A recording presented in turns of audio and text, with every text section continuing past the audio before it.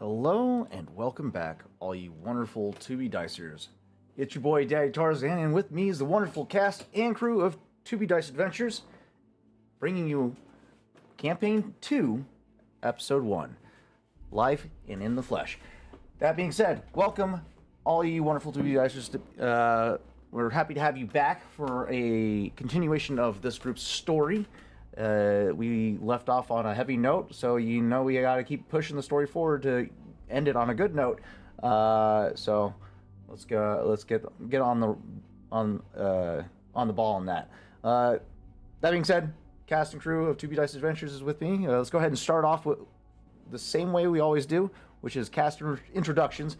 You are going to notice something a little different than usual. One, we're missing a couple players, but we also have a cartoon stand-in for one of our players because he's experiencing technical issues.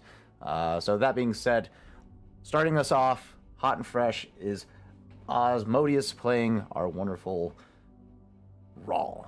Rawl, could you take it away?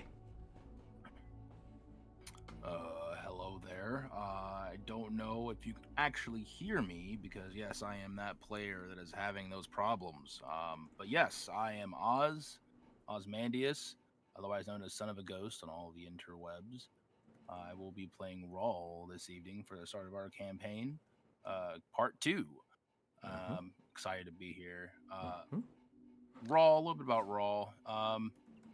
He is a very short in stature Thursian male who likes to tinker around with a lot of mechanical things and build the odds and end bomb and throw them at people's faces. Also dabbles in the Force.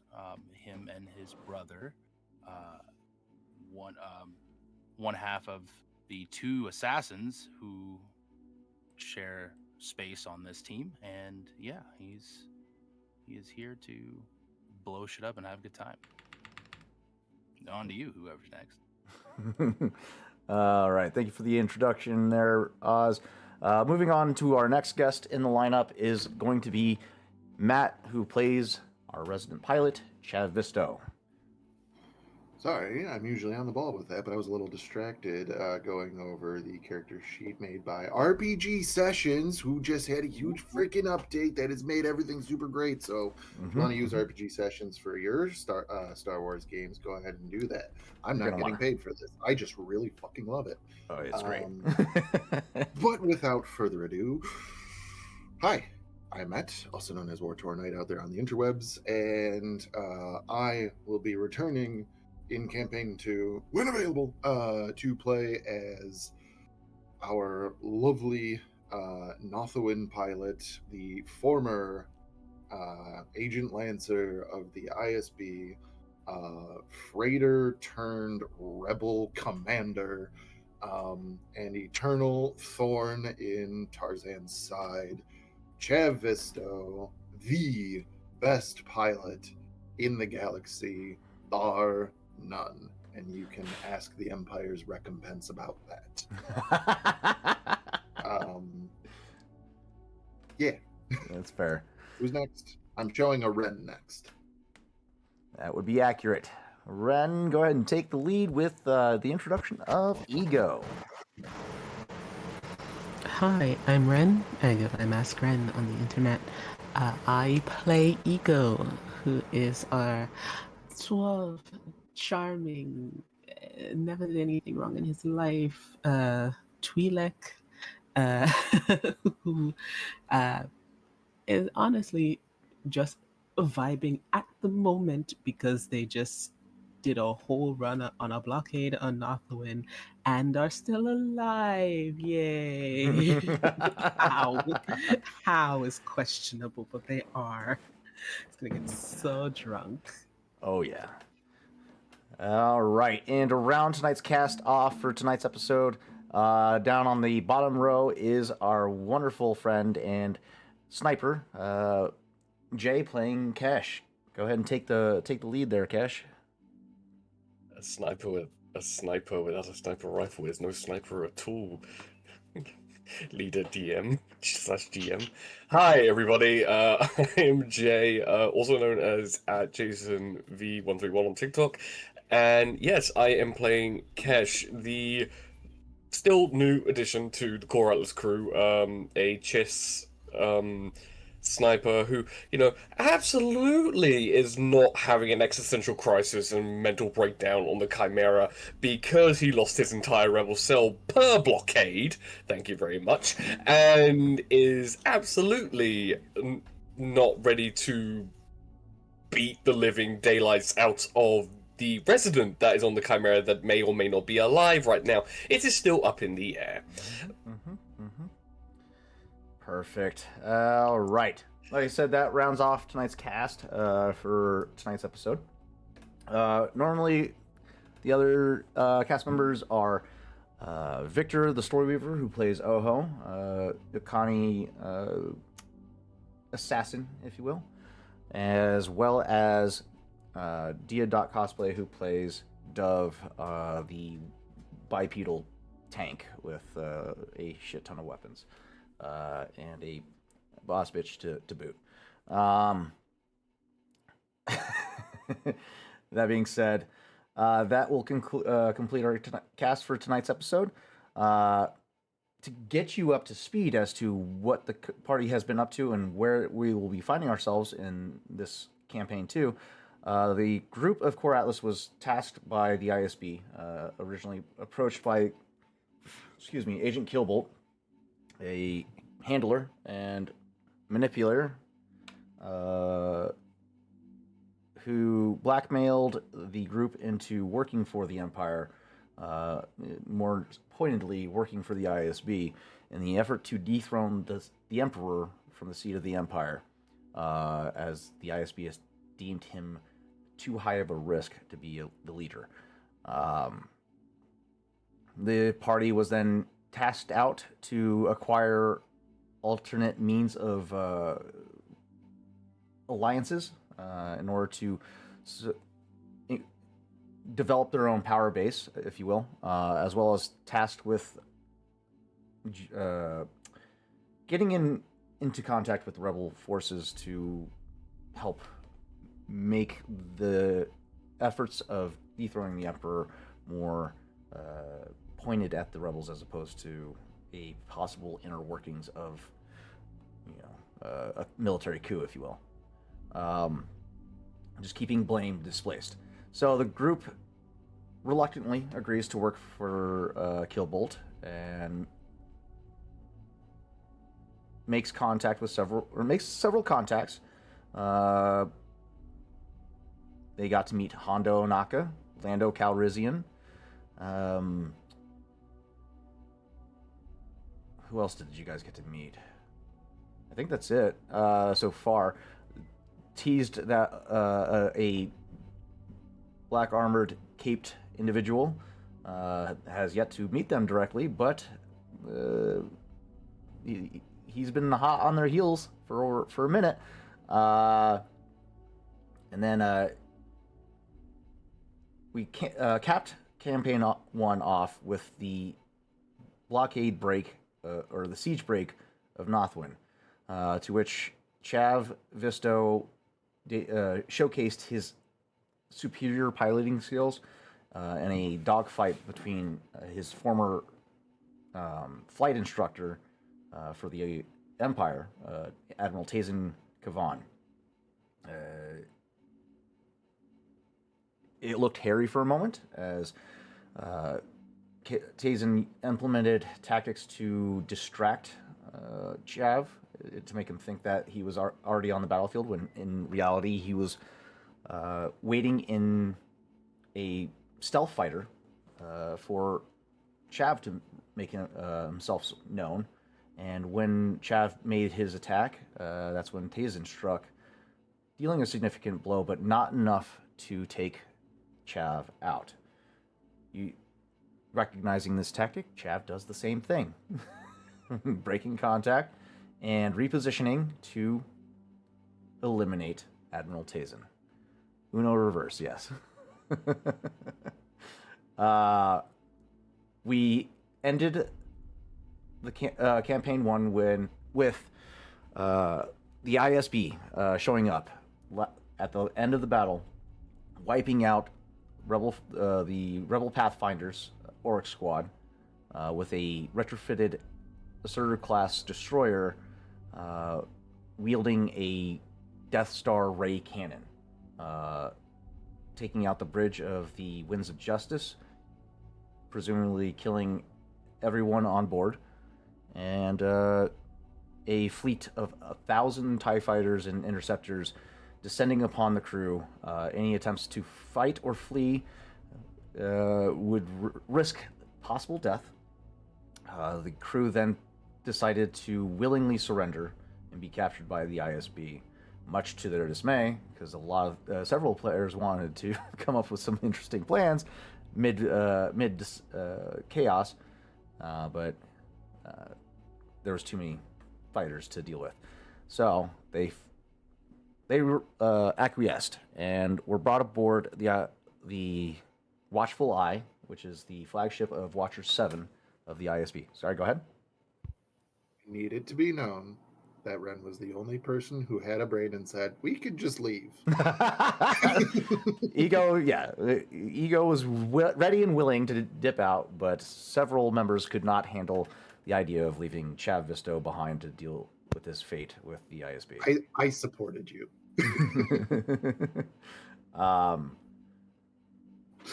Once brought aboard the Watchful Eye, it was then revealed by the head of the director of the ISB, Watcher 7, that the events that Killbolt had set in place has deemed him no longer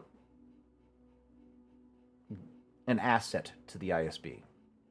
He has sacrificed too many resources to Core Atlas, to the point that it drew the attention of the Emperor and Darth Vader.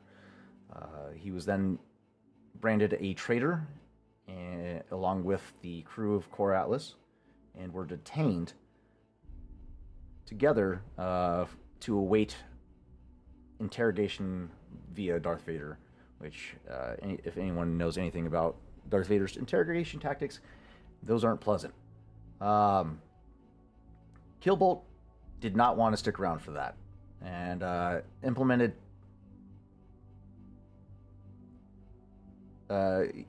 his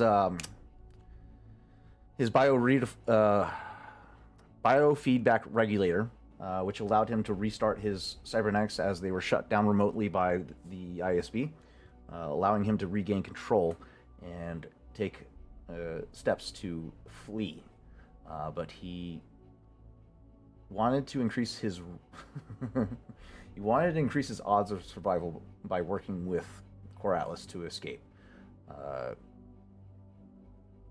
There was some resistance, but albeit the crew decided it was best to work together and get out while they can, leaving behind all their gear, their droids,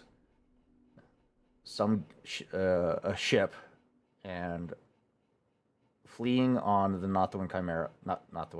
the VCX 100. The crew manages to escape the Watchful Eye, avoiding detection with the help of Killbolt's efforts to run interference.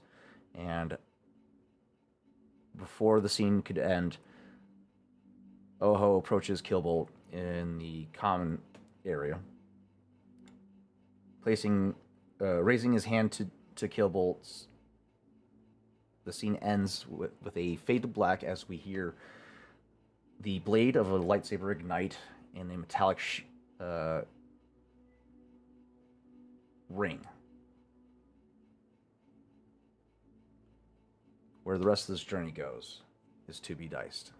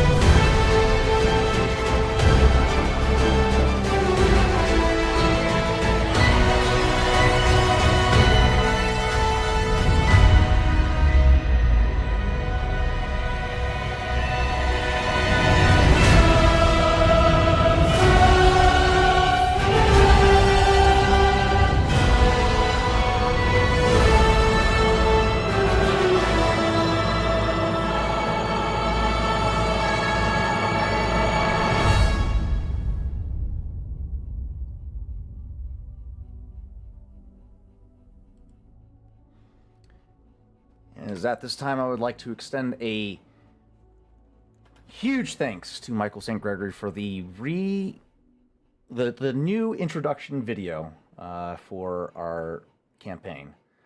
Michael, thank you so much. You did a phenomenal job with that, and I can't wait to tell this story.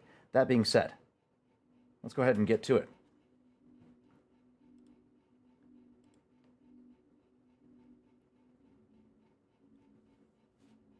Our scene begins on the streets of Nar Shaddaa.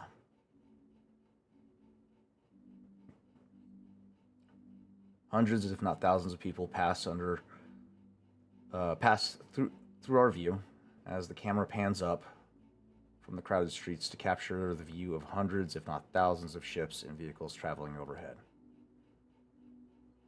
The bottom of the Nathuan Chimera passes extremely close to the camera, descending into the spaceport below, accompanied by the Vagabond 2 and the VCX-100 light freighter. Moments later, the party meets in the corridors of the spaceport as they make their heading towards the city. Exhaustion radiating from each individual as the events of weeks prior have still yet to process for them.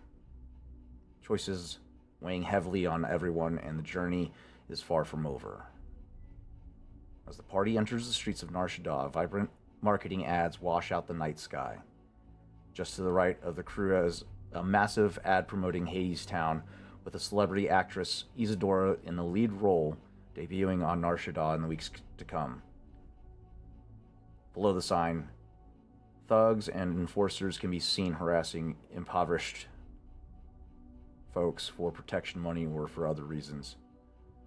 As the crew passes through or enters into the massive crowd, making their way towards the heart of the city.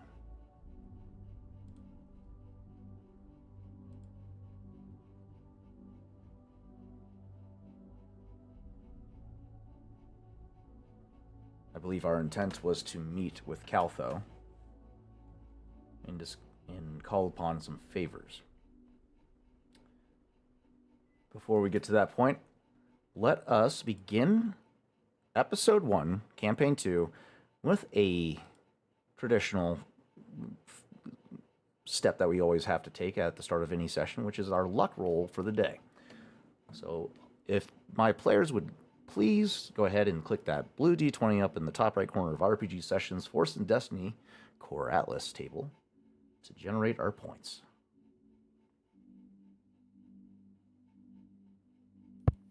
New campaign, who dis? Champ got 2 light side points.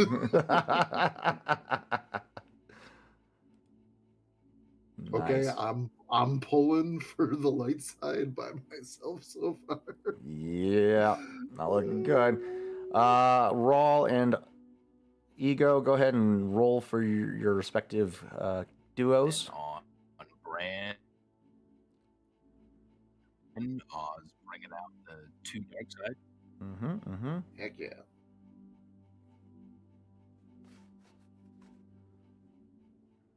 Nice. Oh, Balance and all. coming in strong. And then one more roll from you there. Add that to Ren. story. God damn, okay. Oh, there it is. There it is. All right. Help us, Kesh. You're our only hope.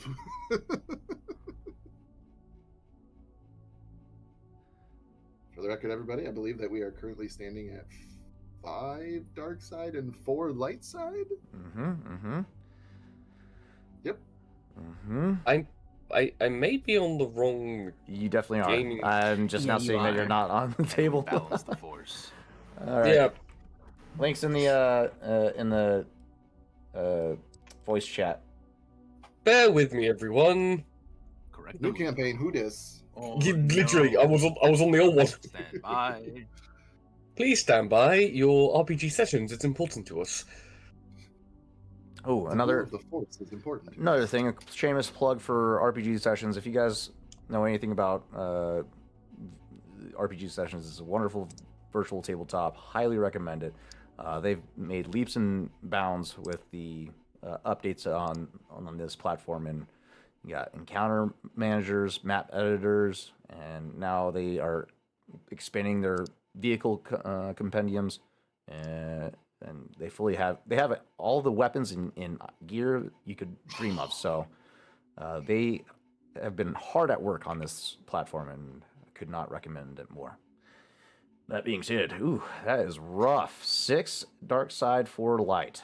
Well done. We're starting off great, guys, in a campaign titled Force and Destiny, rolling a lot of dark side force die for our Wheels. destiny tokens. No, it's real fine. It's totally fine. Everything's okay. Everything is fine. Just letting you know, guys, I can no longer bait Tarzan into using the dark side tokens because my dice pool is going to support it. I can't do that anymore. It's fine. We're fine. Okay, so that being said, we got our luck rolls out of the way, and we're heading towards the Hut Palace at the heart of the city, or the city planet, Nar Shaddaa. What we see amongst the crew is several disheveled individuals who are traveling rather light comparatively to what they're used to, as they all had to ditch their gear after being apprehended by the ISB. So Dove's not carrying her massive arsenal of weapons or wearing her imposing battle armor that she normally enters battle with. Chav missing. What's everybody missing that they normally carry on themselves, and how do they look right now comparatively to last campaign? Man, Tarzan, that wound just scabbed over, and you want to rip it off? Okay. Yes, at the Chev will start. Chev was in that moment in his Sunday best, as it were. He was wearing his personally painted ISB naval flight suit, which was a reskinned Arc 170 clone pilot suit of armor, which we reskinned to be Imperial flight suit because Chev can't wear clone stuff. But very, very, very niche armor that he was wearing. He also had with himself a Renegade heavy blaster pistol that was taken from him. He also had his exo glove that he was wearing, basically like a little power fist that had a hookshot attachment to it.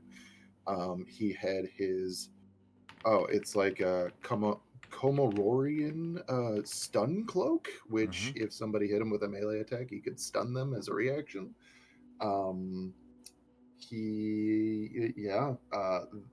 then on top of that, his technically something that was taken from him being also his he had goggles that helped him with his gunnery checks when he was piloting. He also was robbed, dare I say, of his experimental ISB starfighter known as the Nothwan Lancer, because that was his. He's the only person who's ever piloted it, and now it's not his.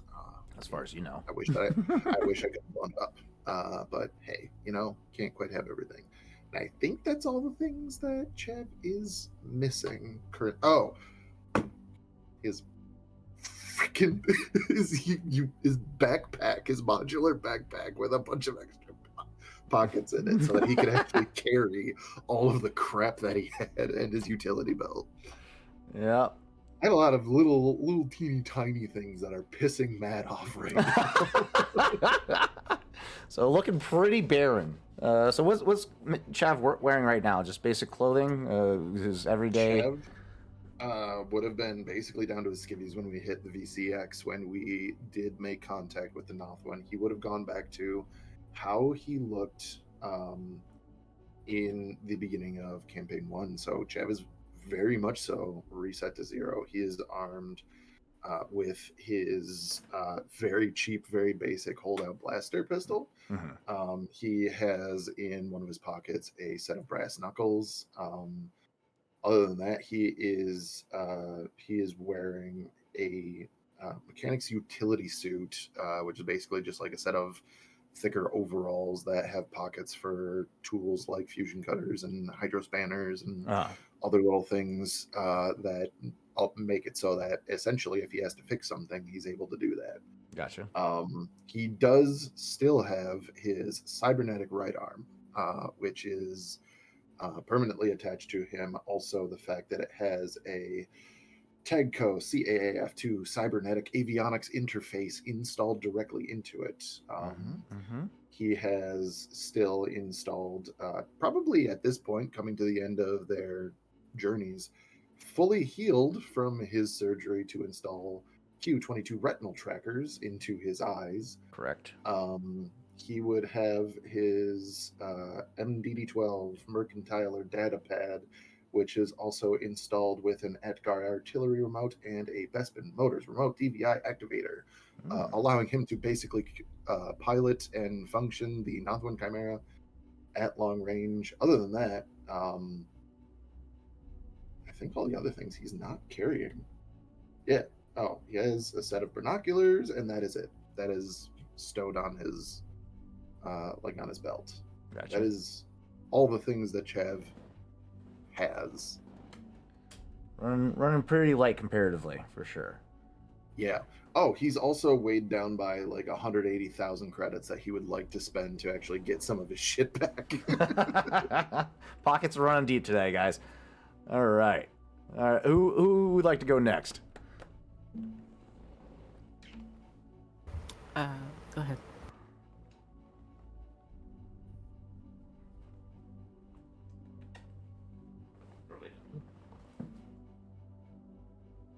Cash is no longer wearing his armored clothing and the trench coat that came with it due to his survivalist pack no longer being on him. He's lost his tracker's goggles, his utility belt, his vibro knife.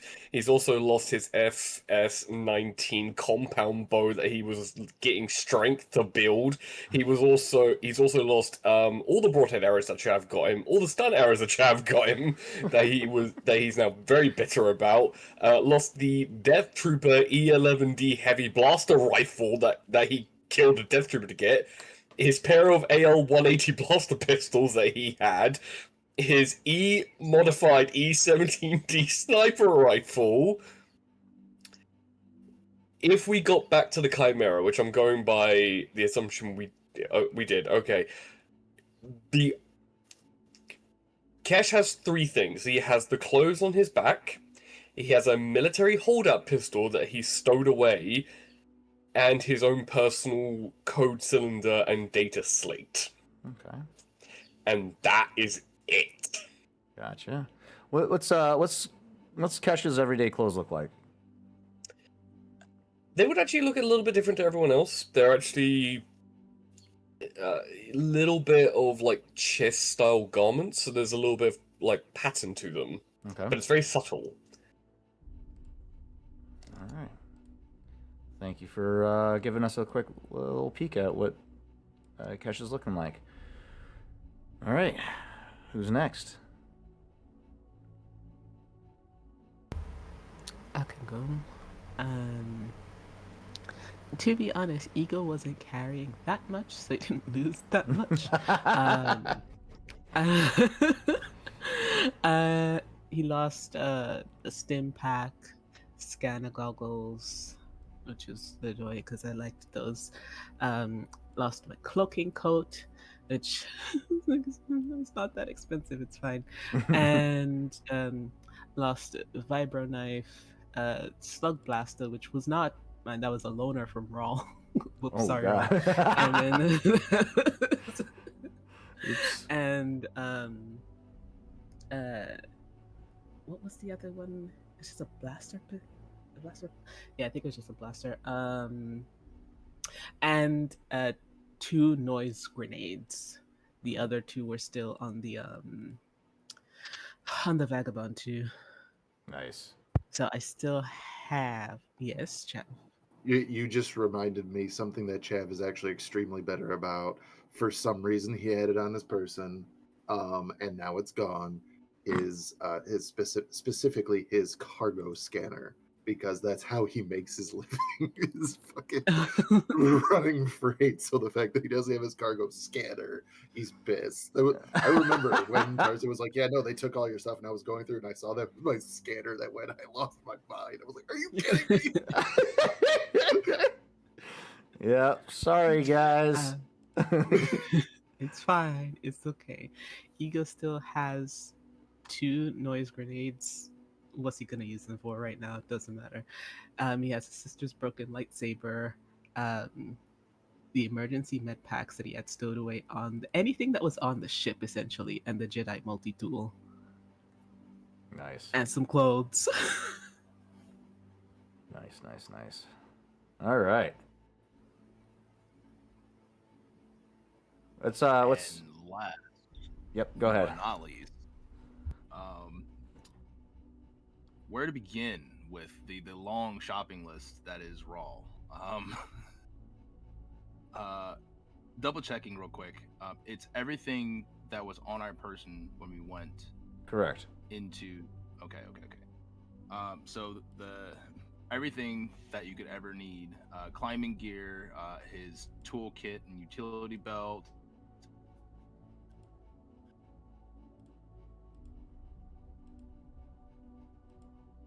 Did we lose him? His glow. One moment, guys. Raul, I think we're losing you again. Rod is I think it's a lag spike probably because it's showing that he's trying to say something. Yeah. like a stupid amount of glow rods for some reason. His demolitions kit, his breath mask. Oh, hello. Can you hear me? Hello. The lag is insane. No.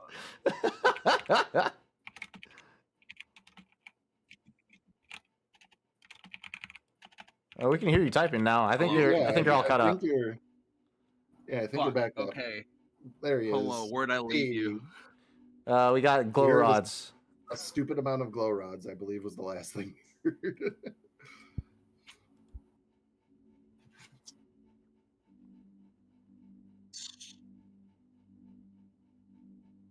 I think you were getting another lag spike. Let's to condense. Let's get what you currently have on your person, Raul.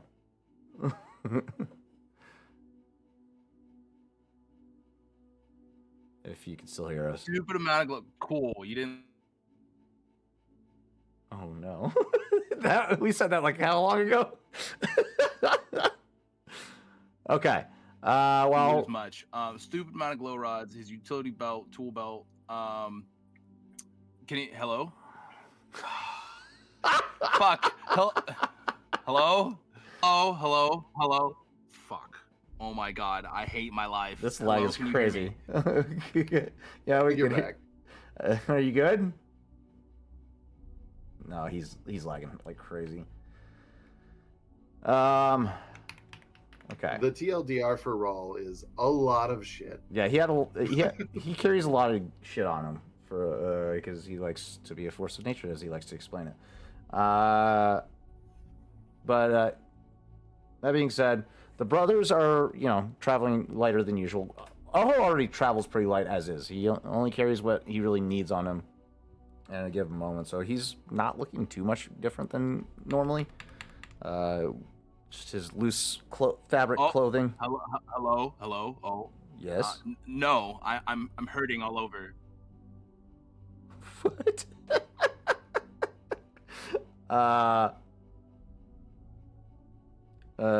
Yeah. Raw and Roll does have it. Roll does have his lightsaber yeah, though. no, I got you. The lightsaber was constructed after they fled. Or no, during the battle, or right before the battle, and he used his Night Sister trait on it.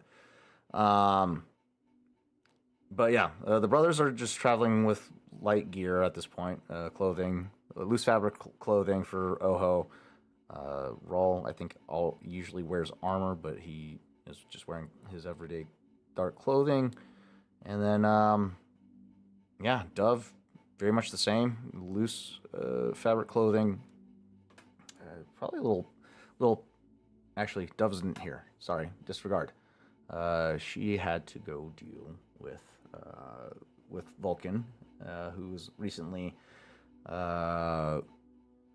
freed from Belsavis, and is helping him reunite with his son as soon as possible. That being said, the party continues to move forward towards the center of the city, where the Palace of the Huts is located, very much near the casinos. Not immediately near the casinos because they don't like to keep the noise down in their area, but within eye shot of the palace.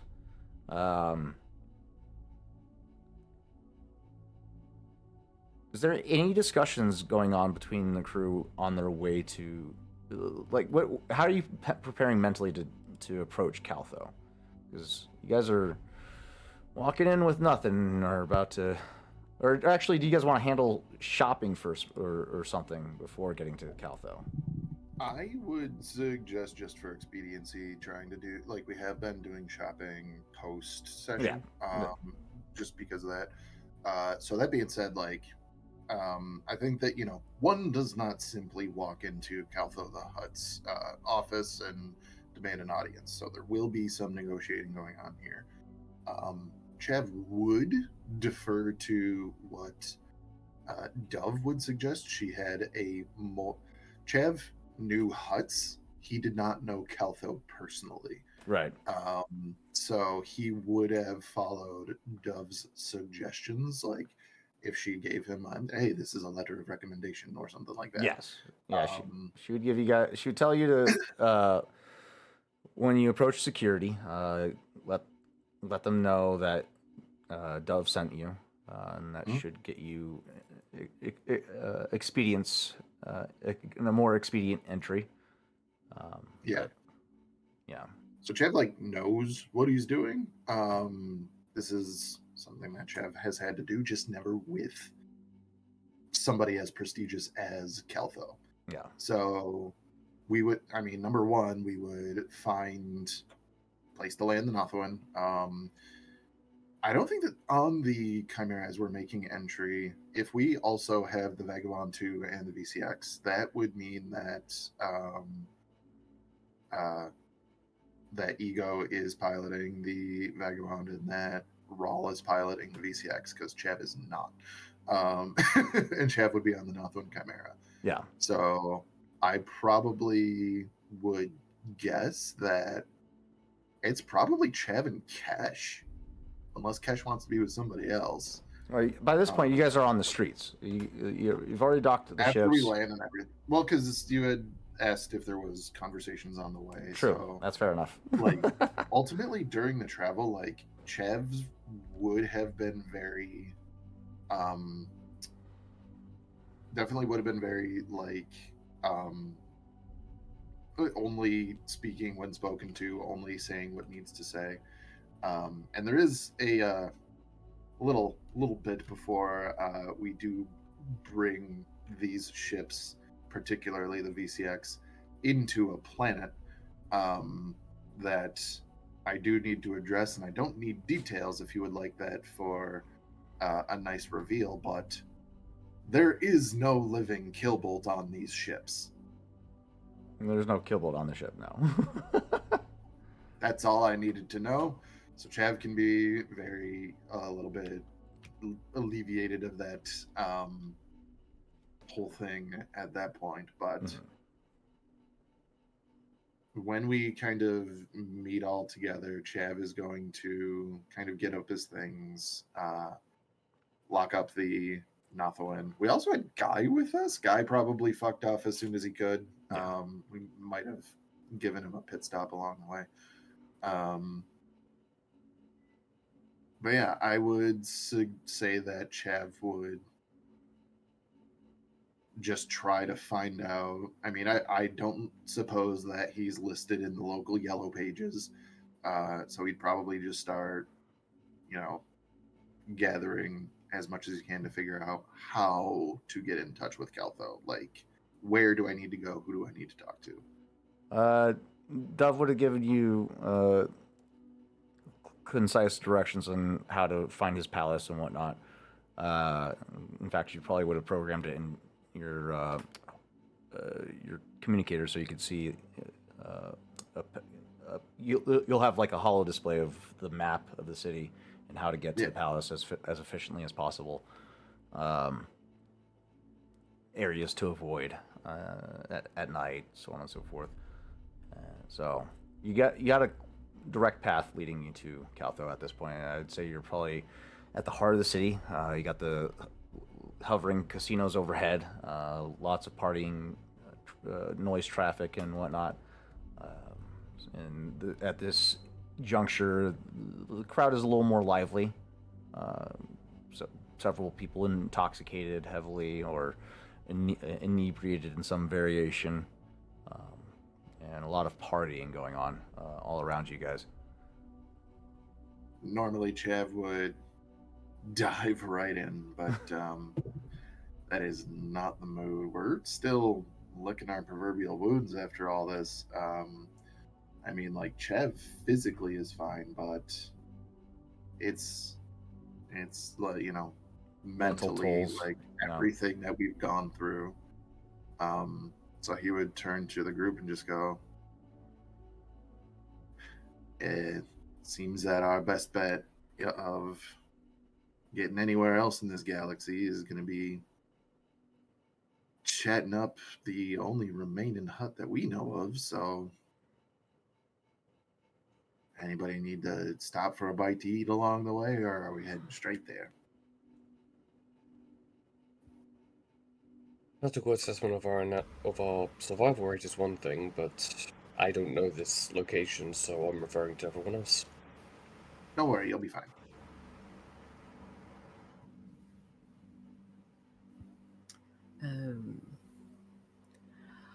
I suppose I can pause on finding my battalion of child thieves. I mean, that does sound kind of important. Like, maybe we want to check in with them, you know, setting a bunch of children loose on Nashta and hoping for the best, and then going off to do a rebellion is kind of a big thing. So, yeah, if you want to check in with that, that's fine. We can. Jeff doesn't know how to continue the rest of that sentence. That's hilarious. No, it's fine. I sort of left without any word, with a slight word last time. So, Oh, so you're gonna come back and there's gonna be some like 6-year-old that's, you know, wearing a nice elaborate headdress, claiming that they're in charge of the Lost Boys and stuff. Is that what I'm picking up here? I hope not. It sounds to me like you're gonna have to do a do battle with some child to try and claim your formal position, probably in a hoverboard park with some sort of hoop and mentality here. And I think that the kid's name is going to be Rufio, but that's just me. I mean, to be fair, my only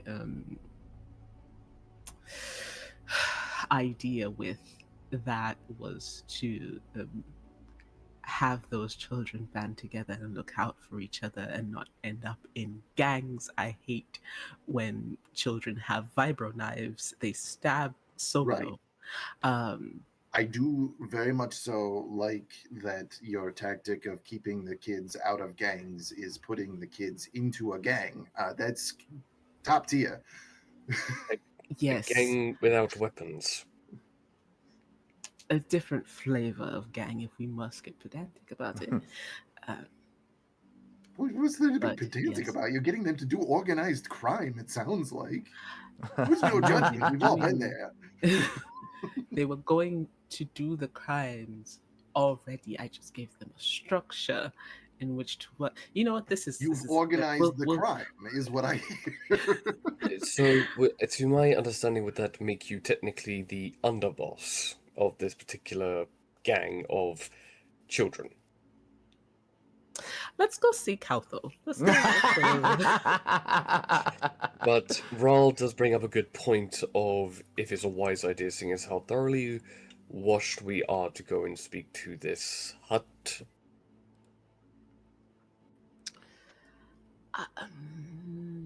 I mean, has anything that we've done in the past month been a wise idea? I don't know. Chad's gonna like hold a hand up everything- and let him go. Everything was completely fine until all of you showed up, and then I lost all my entire team in less than a month. Listen, That's rough, buddy. we are very sorry about Orksgrod. I know you and oh, what was the commander's name? It's gone from my brain now. Brel. Brel. You and Brel weren't seeing eye to eye for a lot of that time. And you know, hopefully whatever exists after we leave this plane of existence is nicer.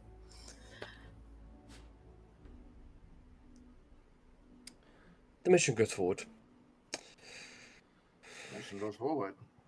And at this point, it takes a left, and then Chad's going to turn around the corner to follow the map, heading towards Calvo. Okay. As you guys are making your way through the streets, go ahead and making my way down. Sorry. Don't you apologize? Let's go ahead and get our first roll of the day, or of the set episode. Let's get a hard perception check from everyone. With the density of the crowd, let's say that's going to accumulate 2 setback die. That should do it. Hard difficulty, 2 setback. For the audience, You remember that we reset back to like yes, stage 1. So. I was just about to reveal that to you. So for the audience, for campaign 2, instead of dealing with god level experience players continuously for another campaign, I had the party respec, if you will. What that means is I had the party reset their experience back down to 0. Basically revert back to character creation mode. Redistribute their characteristics, and then I gave them a permanent +1 to their characteristics that they can carry over from campaign 1. The characteristics were revealed in the session 0 episode that we had last week, and then they also get to keep all of their skill trees that they've collected over the course of campaign 1, so they don't have to repurchase each skill tree that they had. However, they still counted as the overall total to when it comes to purchasing new skill trees. So I also gave them the option to sacrifice skill trees to reduce that number, so they could, not be spending 120 XP to buy a new tree. Rawl. Just kidding. But yeah, so permanent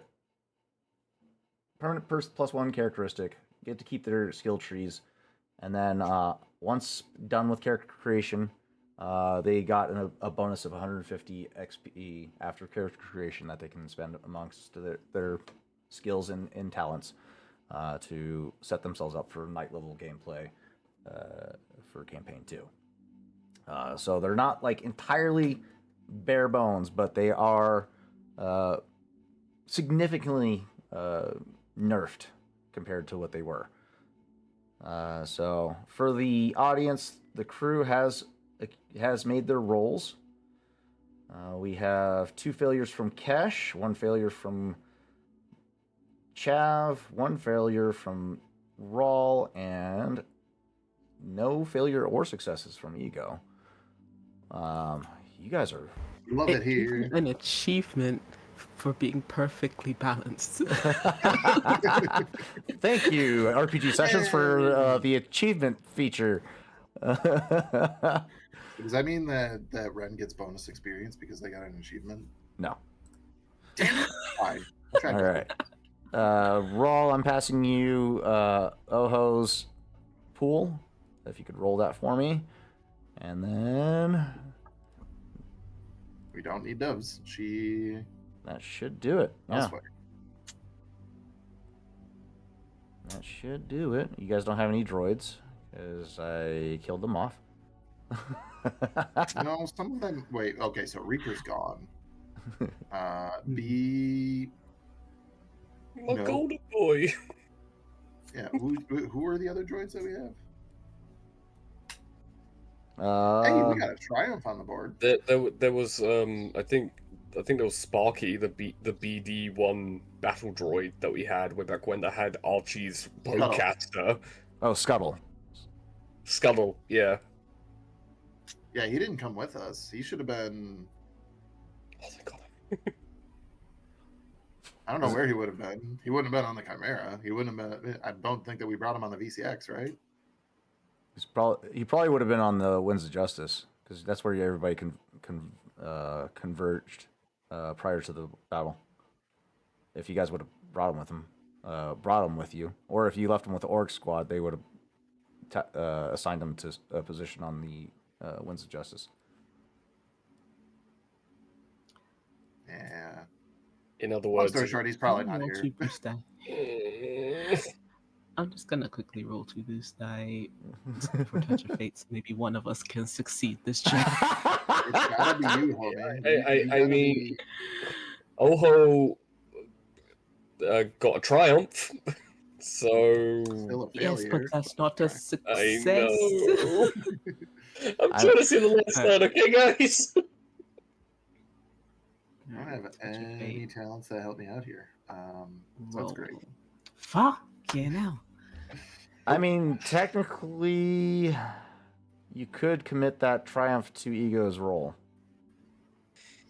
I say we do that. That's If you all said we that have we got. one is one Hey, success. Hey, you know what? You know what? Tarzan, let's do this. Tarzan, do we need this so we don't derail the session?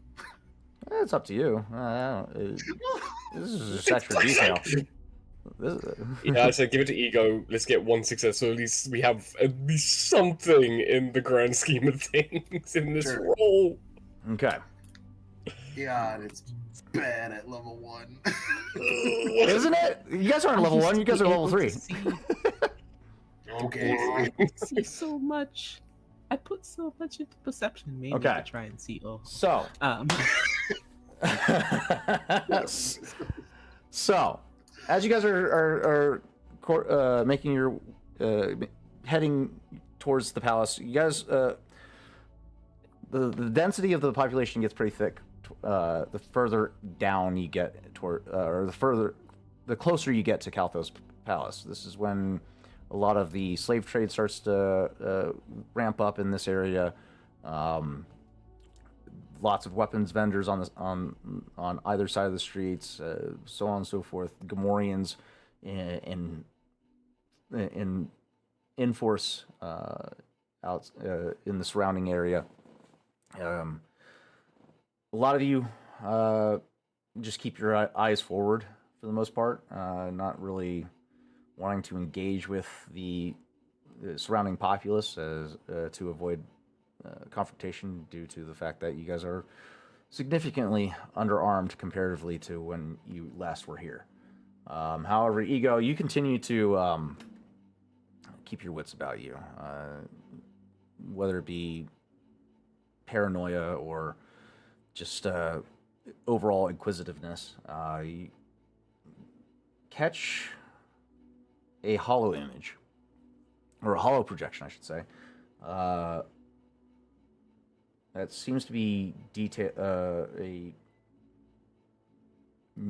news broadcast of sorts. and the reason it caught your attention for the most part is you've worked with bounty hunters before, and you see several bounty hunters currently huddled around this hollow projector, seemingly awaiting live broadcasts of new bounty postings or something from the Empire.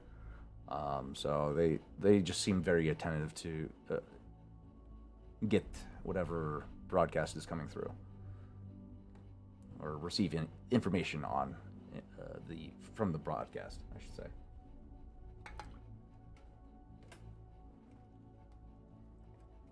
But you're seeing how many? You're seeing one pretty well armored bounty hunter, several. You count 3 what appears to be apprentices, and a LSX series slicer droid accompanying this group. And they're just huddled around this hollow projection.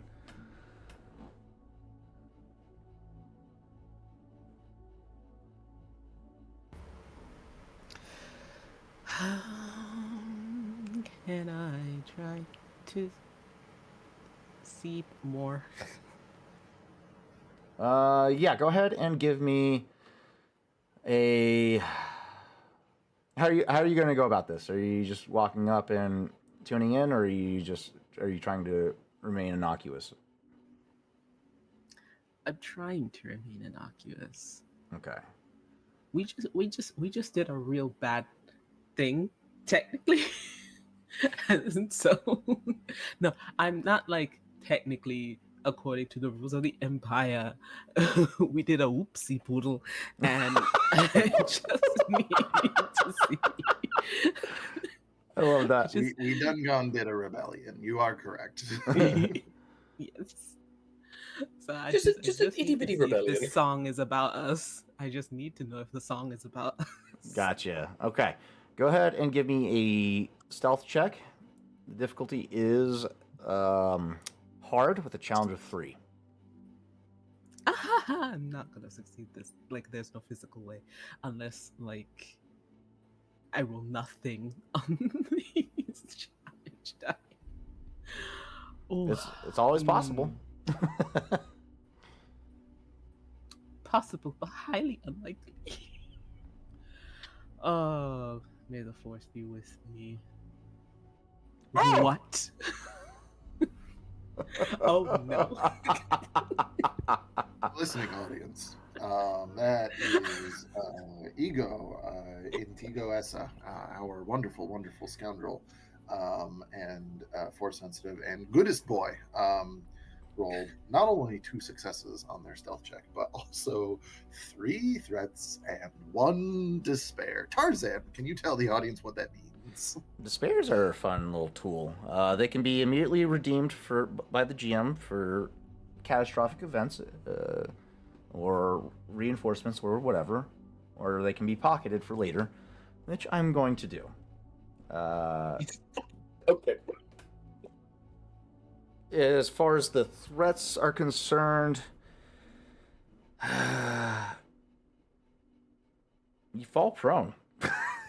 Getting up close. However, you are able to get close. So you make your approach quietly to avoid drawing attention. However, the surrounding crowd in this area starts to get way more dense and unpredictable. And as you're trying to part through, a passerby ends up catching your ankle and tripping you and causing you to fall prone just a few feet away from these bounty hunters that are huddled around the hollow projection. Doesn't draw their attention, luckily, but you are prone currently, surrounded by a bunch of pedestrians who are looking down at you, stepping over you. 1 or 2 people do end up stepping on you. One of them apologizes. The other one just gives you just a look of annoyance, and keeps moving. But I'm assuming you get back to your feet, continuing the quiet approach to get a closer look at this broadcast. Am I right? Yeah, I'm not gonna Okay. just lie here. And just continue to lay there as people are stepping on you.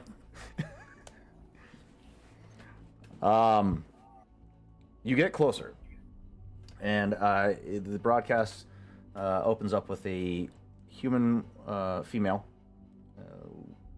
blonde hair, blue eyes, tied back in a tight bun. She the audio is muted, however, you can see subtitles in Orabesh stating or covering the events of the battle over Nothwin. Reporting on catastrophic loss of Imperial citizens and military personnel alike.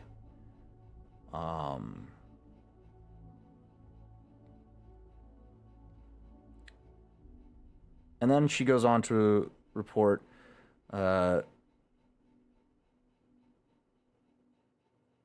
major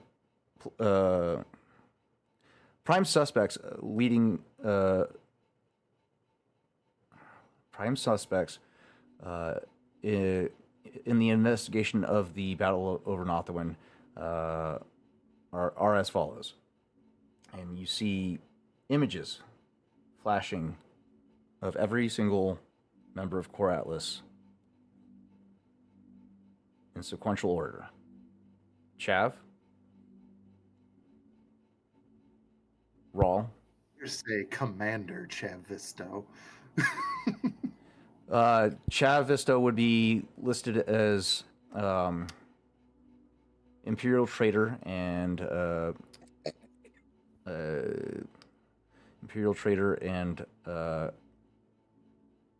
terrorist. Chavisto or Rawl and Oho, lead suspects in the assassination of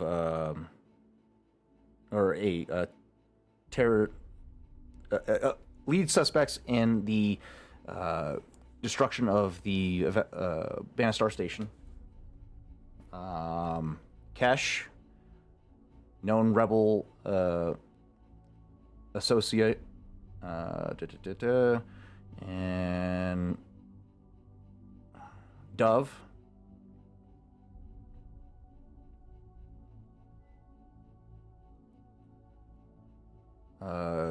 Imperial citizen, rebel sympathizer. You, known for smuggling contraband for the rebel insurrection. And who else am I missing? I think that's everybody, actually. Yeah, that is everybody. And then immediately after that, if you spot any of these individuals, please report their sightings to the nearest authorities. And then a massive reward price. How massive? 2.5 million for the capture of any individual. Any? So we trade an ego, Like, right? Each? So 2.5 million credits for the apprehension of known terrorists and rebel sympathizers. And Each or total? That's just all that lists. All right. And the bounty hunters perk up to this number. Oh boy. Ego, get the fuck out. Oh no. Oh no. Oh no, Rawl's it's gonna- it's okay. Rawl's gonna give a knowing look to his brother as he says under his breath to the group, "Looks like that slimy bastard's got us again." Well, this hasn't been discovered to the rest of the party yet. This is just Ego slipping closer to Oh, get a view. So this Yeah, hasn't the been revealed yet. information is in Ego's I missed hands that. to translate to us as we're all going, "What's up there? What's going on?" Excuse me, What? kind sir, can you move it to the side so I can see what's going on? Oh boy, when What do your I Twi'lek s- guys when- see? when Ego sees that price tag attached to us, he's going to about face look his head down. It's time to get the face Oh. coverings. Oh no. Just fucking blue Twi'lek.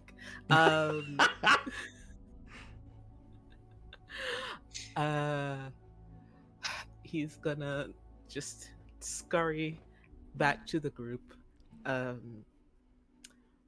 to go. We have to leave this area right now. Like, right now. What did you Okay, just? What do you care to explain? No. Why? Chev knows better. Move Chev into knows an better. alley. He's just going to like head Okay. down, like arm around Ego, like, all right, yeah. Why don't we just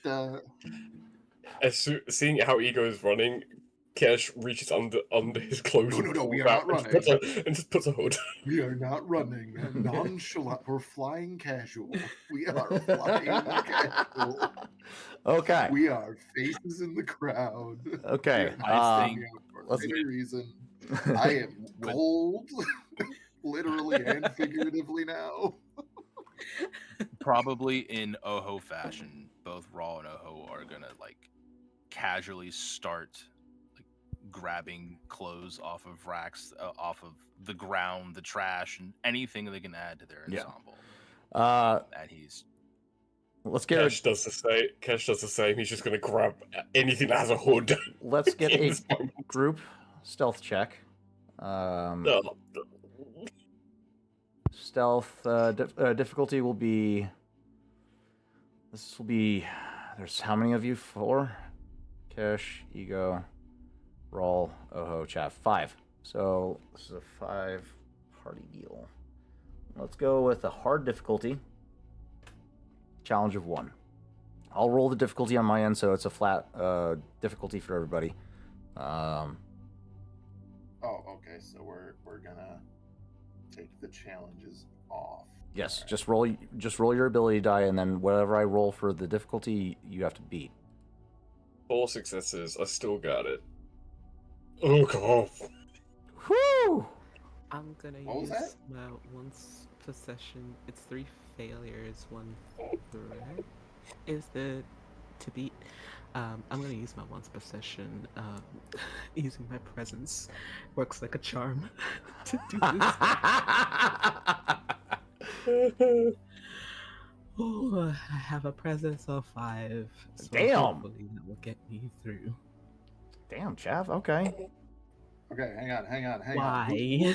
Who's underneath? Who's under? That's Me. Rawl and Ego. Damn. Wrong Ego. Hang on. We still have Oho. Give me 1 second before we go any further. Let's go with Chav. I'm going to pass the Oho's dice to you this time. Let's see how you do.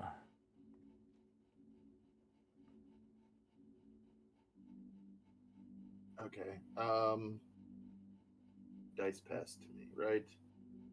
Nope, you'll see the extra dice above That the all green got tray. it. Pass dice. There we go. Okay. So now, may we treat this as an encounter / conflict, so we Is that- can spend some of those advantages to bring everybody else up. rolling again.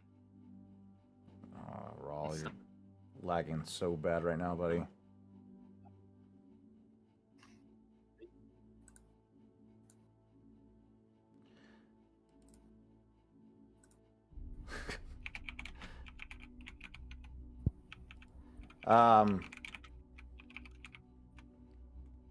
Rawl, if you communicate as in character going forward, can you do it in the Force and Destiny table so I can see it, and then I can interject for you whenever you're having technical issues. But as far as this being treated as an encounter, no, this is a skill check.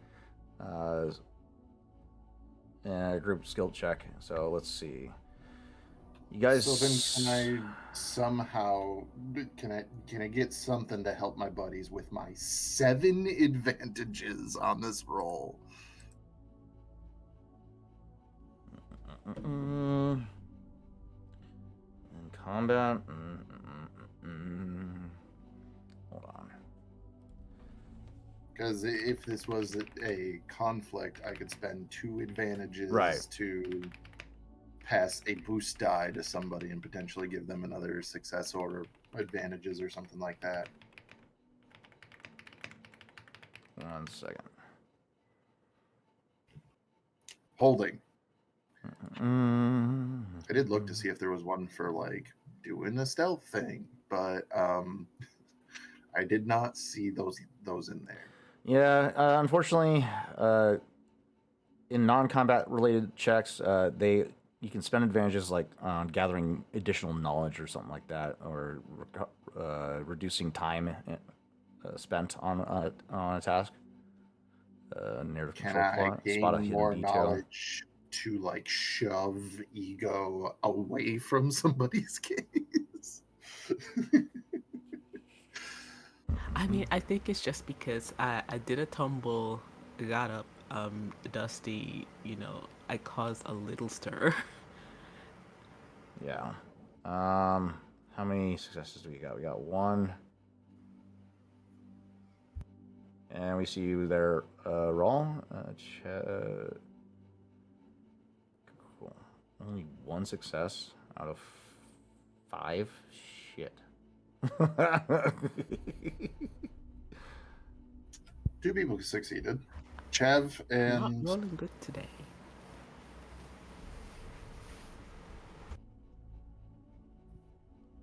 Only Chav Chav succeeded. and Kesh succeeded. Oh no, yeah, Kesh did succeed. Kesh not succeed.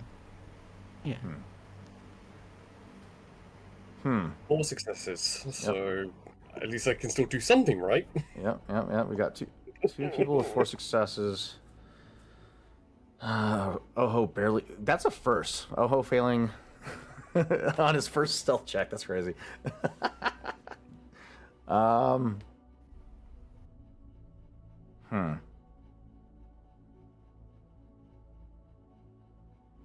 Okay. Tell you what. We can add a boost die.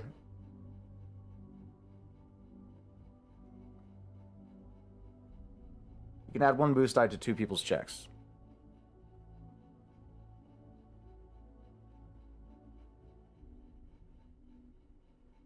Uh-oh. So, go ahead and add a boost die to Ohos if you want to, and 1 other person. I would say probably ego. There's no way for me to get up anywhere. I could make it less bad. Got 5 advantages. Okay, so Oho succeeds. Okay.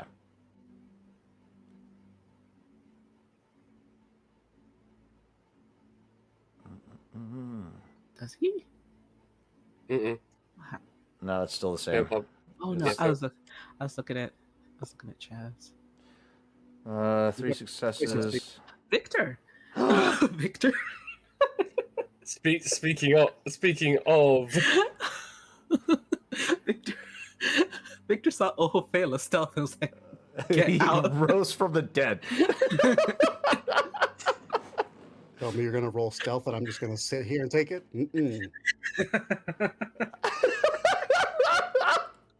Matt, Chav, you muted. sorry, I fixed it. I looked at Oho's sheet and I found a boost die I could add. Oh. That's still 4. Oh, that succeeds. Yeah, the that difficulty was succeeds. 3, yeah. Yeah, you did succeed. Okay, with that 1 I boost die. told you I fixed it. Okay, so that's 3 out of the 5. That's that's over half. Okay. All right. By the skin of your teeth. By the skin of your teeth, you succeed. Okay. So, first off, welcome, Victor. Glad to have you. Glad you're feeling better, buddy. And secondly, with this revelation that has yet to be imparted to the rest of the group, Ego, you are quick to lead the party off the streets as quickly and as efficiently as possible, so you can convey the severity of your situation. In your urgency, you do end up getting tripped up a time or two, but overall, you guys are able to find a secluded corner down an alleyway that gets you immediately off the streets and out of direct line of sight. So you find yourselves with a moment of reprieve on the streets of Nar Shaddaa. Eagle's just pacing from side to side of this alley. 2.5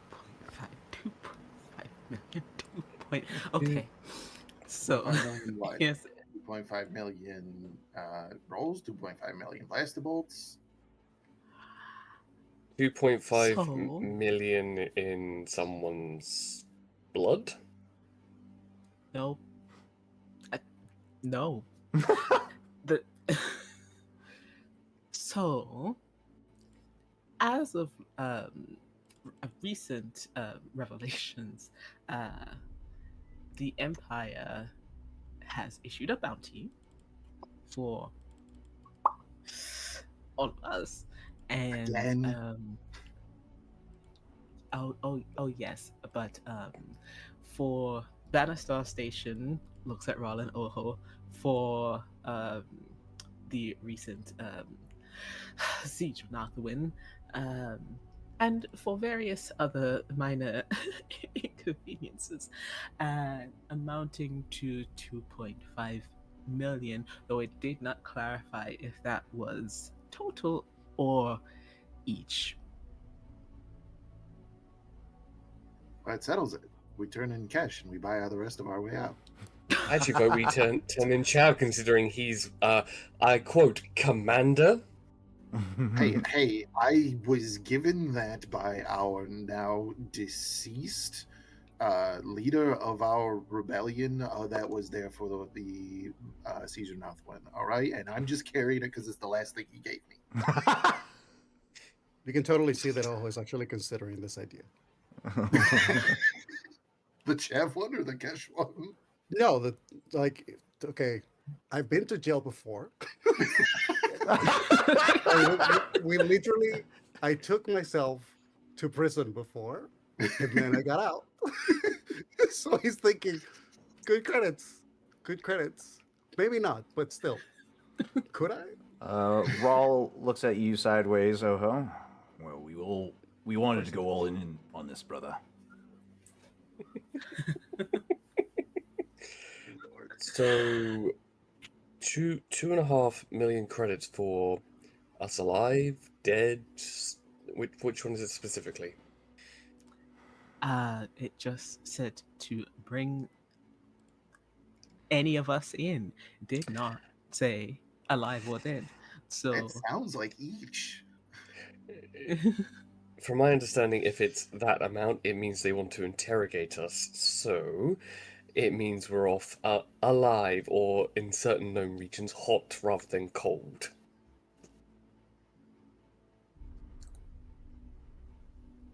He was just sweating. Oho is looking at Cash. Like, just studying him. And then he just goes, do you know of any Chiz fellows you may want off the board? None that I can speak of, and any that are known, there is only one known Chiz, and he is no longer around. So I need to get a full face covering. You all do. Well, Says I'm the man who's particularly- always mostly wearing a hood and covered. Yeah, that's Yeah, Chev just perks up and shrugs and just goes, "Hey, if you ask me, I feel like I'm coming out on top because if I'm only worth 2.5 million to them, I damn near crippled a dreadnought that's worth 1.1 bill. So I think I did better." I'm gonna say though, the moment that this information is given, Oho is already like his focus has shifted from the party to the surroundings. Uh, his uh, his eye is. Do I have my eye? I don't remember if I have my eye. I Yeah. think I do. His eye is turned on for the thermal, just to make sure that like whatever potential like movement of warm bodies in the vicinity, he is as aware as he can. Oh yeah, you're seeing a lot of armored individuals inside the buildings that you're positioned in between. A lot of these individuals are huddling around a specific point inside the building, uh, interacting with one another. It looks like everybody's getting a real-time update on your guys' faces at the same time. So Ego. The information about our Yeah. wanted,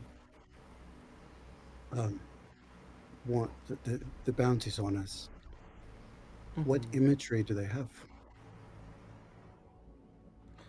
They had video shots of us, didn't they?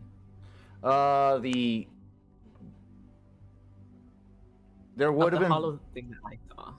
there would have been quick clips of some of the battles. However, they had stills of your faces, as if somebody It's had, definitely Chev's MySpace profile picture. as if they've been He has collecting to data on you guys for quite some time. Gee, Probably I wonder who that could have been. Also, not to mention, the ISBE had us in captivity for a short amount of time, and they had cameras everywhere. So it did not matter whoever was the stealthiest. It was just, yeah. Yeah. Chad's going to bring up another point of order with all of this, Neos.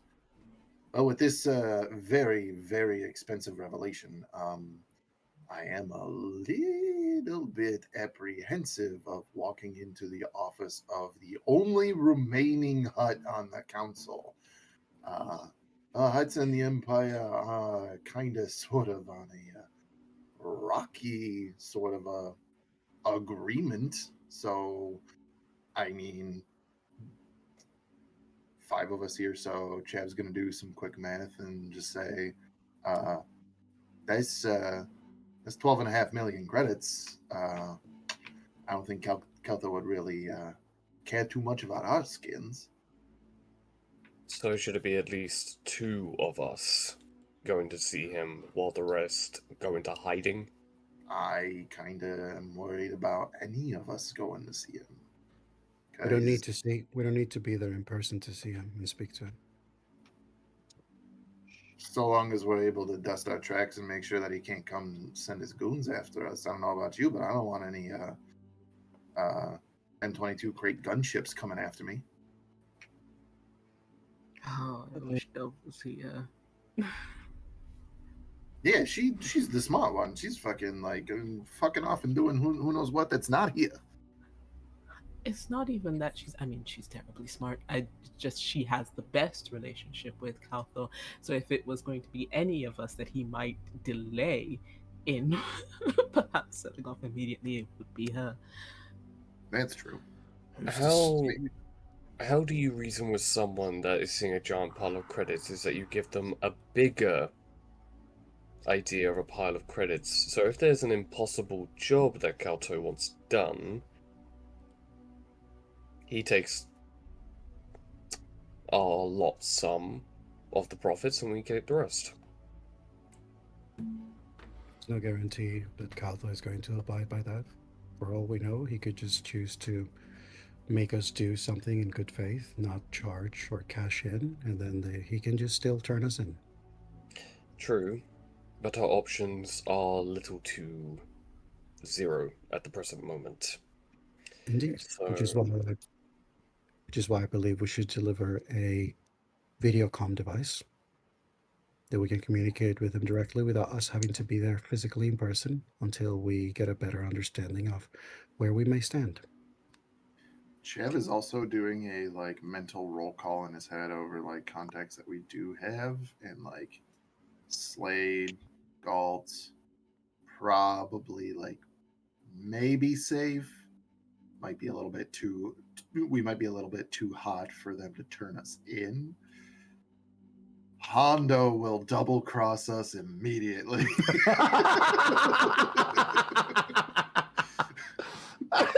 Hondo will go, you're not too hot, and I'm trying to be legitimate. Empire! This effort is very profitable. So, yeah, seeing Chav do that mental gymnastic, Kesh is also doing his mental gymnastic of, like, what rebel cell in any vicinity is going to want to harbor us in this present moment, considering everything we've just done, and what the rebellion has also just committed as well in the recent years. And it's like, the options are just... I think me and Chav, in that moment, just like, everything's just getting smaller and smaller and smaller in options. And it's that realization of, oh, we are back against the wall right now. This is really not good. Yeah. There's also Isotech. Ah, great. Somebody who also wants us dead. You mean to tell me that we... Okay.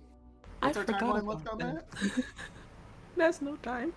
I mean, I know that I joined 4 late, but minutes? was anything mentioned about the disposal of certain individuals? Kilball is no longer on the ship. That's all we got. He was not with us when we docked with the Nothwan Chimera, and we did not bring him to Nar Shaddaa, is what I have been told. Because we ejected him in space. Got it. I was waiting for you to be here to confront Tarzan yourself, and now I go on mute and I want you to duke it out. Now that you bring that up, as you guys are discussing the severity of the situation, you're scratching your neck and you wipe off some blood that was underneath your chin from the weeks prior. A scab. Our scene's going to transition 2 weeks back into the cargo hold of the Nothwan Chimera. The VCX, thank you, of the VCX 100. Again, just before our scene faded to black, the ignition of a lightsaber and the metallic ring of something extending forth.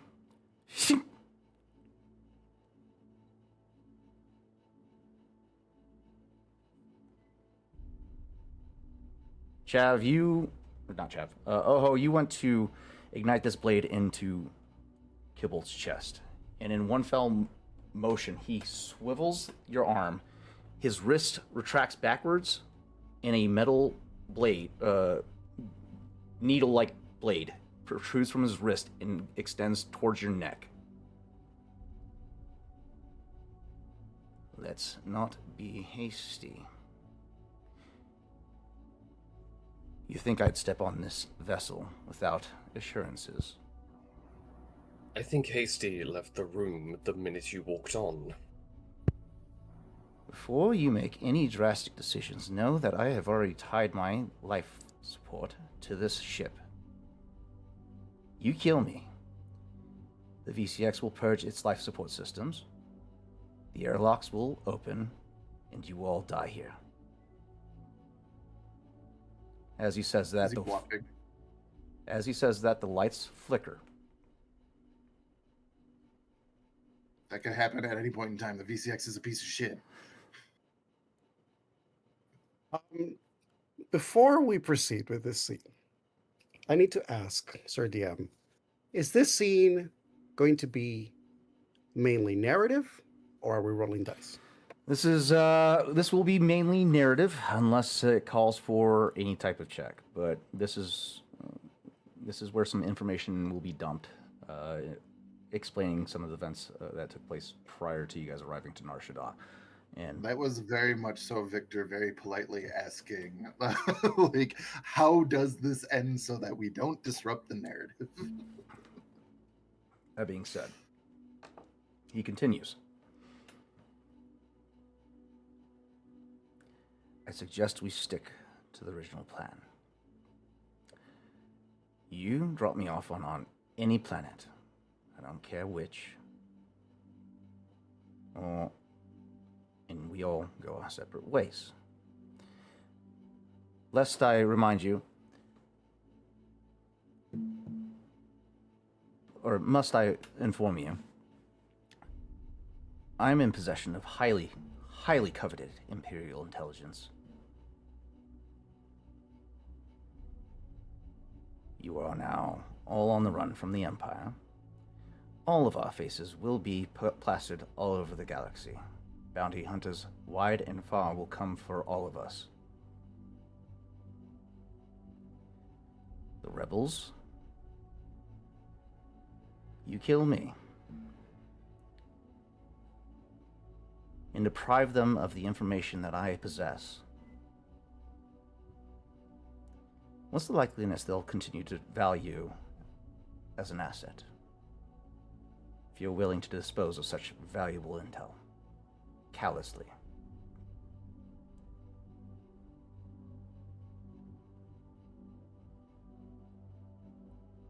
He's not wrong as much as I wish to wring his neck for destroying a very purposeful tactical asset and a very pivotal figure in the Rebel Alliance. That also raises another concern. I also have information on ISB prison facilities, which will be holding survivors of the Battle of Northwind. And if the intel is to be accurate and believed, which ISB intel is never wrong, some of your friends may very much well be alive.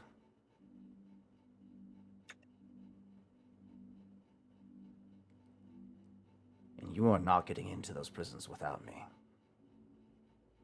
And what's stopping me from just ripping that off the hard drive in the back of your skull when I take your head off? Because we all die, and then that information is null and void. He's bluffing. He's a sharp one. You can believe I'm bluffing all you want. If he was truly bluffing, he wouldn't be having a blade sticking at Oho's neck, and also the lights would not be flickering the moment he mentioned that he has rigged this place in accordance to his biometrics. That being said, if he goes unconscious, there's nothing to stop the ship from running. So take that under advisement, Agent. Ooh. I think from this point on we can be cordial. Can we? As he looks to kill Oho. Oho is still holding his saber really close to his face, to Gilbalt's face. Right. And you can feel the tip of this needle, like right Yeah. at the jugular. Blood begins to pool up at the tip. been there, done that.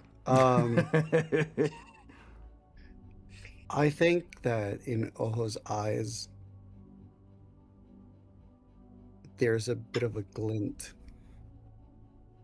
as he hears everybody talking about whether he's bluffing, not bluffing, what they can do. And then he just says, it does not matter if he's bluffing. He's cornered.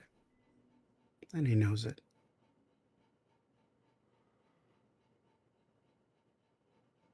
You lost a very strong amount of negotiation power the moment that you planted a bomb in one of our people's brains. Anything that we agree for you to do is something that we can never trust fully. And I know that you know that. We all do. So do you have information? Yes. But you're going to need more than that for us to actually consider letting you walk, or at least me. Because one way or another, at some point, we're going to have to land on a planet. And that's when, by then, you better have a very, very good, satisfactory answer to me. Because otherwise, none of them are going to stop me.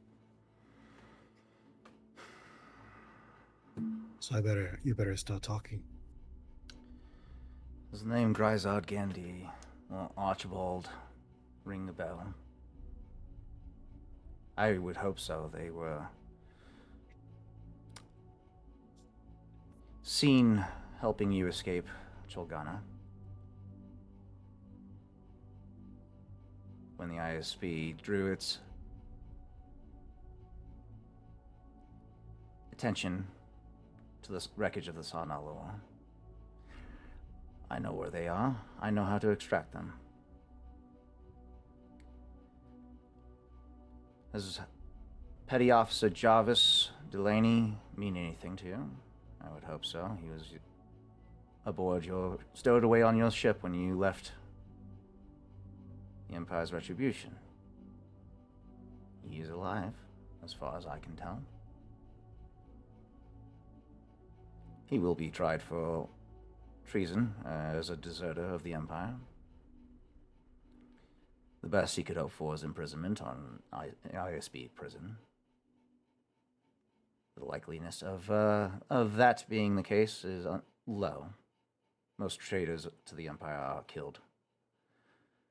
Usually.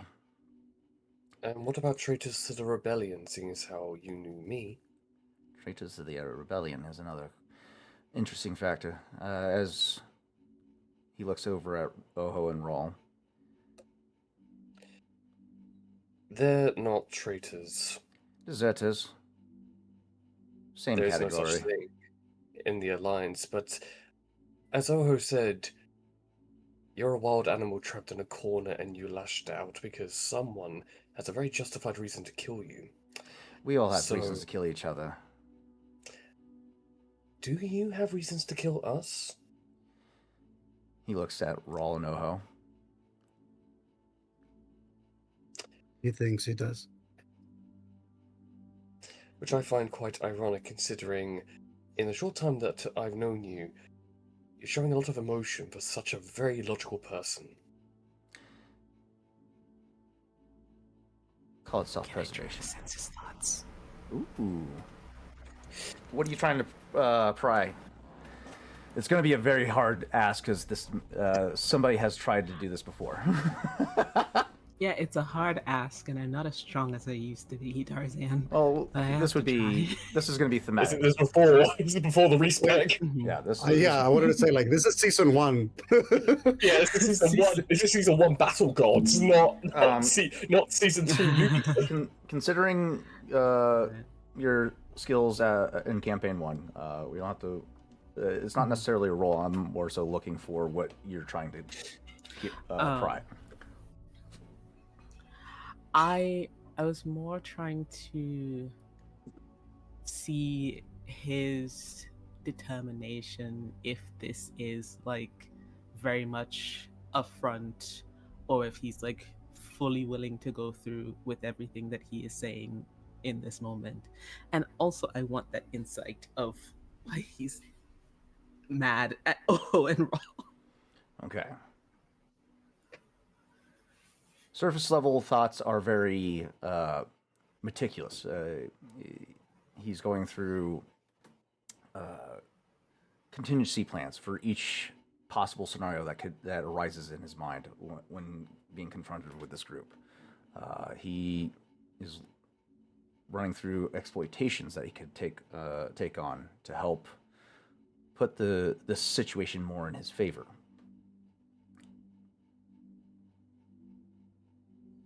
You get a sense as you peer deeper into his mind. If he dies, he's planning on taking everyone with him. Whether that means he's actually tied the VCX's fate to his own, you're not necessarily sure, because his mind starts to get harder to sift through at this point. The deeper you go, the more controlled his mind is. And on top of that, you're starting to pierce into mechanical aspects of him. So that adds another layer or another barrier to pierce through. And that's another point. You get a sense that a lot of his mind, or at least his memories, are protected by that mechanical barrier.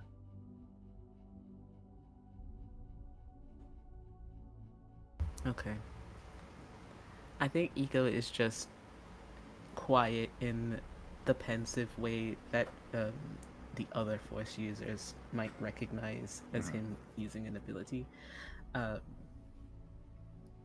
And as this back and forth is happening, I think Ego will sidle to who's engaged. Maybe Chav.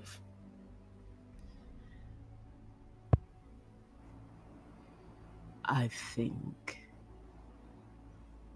that as exhausted and rough as we are, those two duking it out to the death is not going to end well for either of us. And I know you fucking hate him. I would too. That's why I'm talking to you.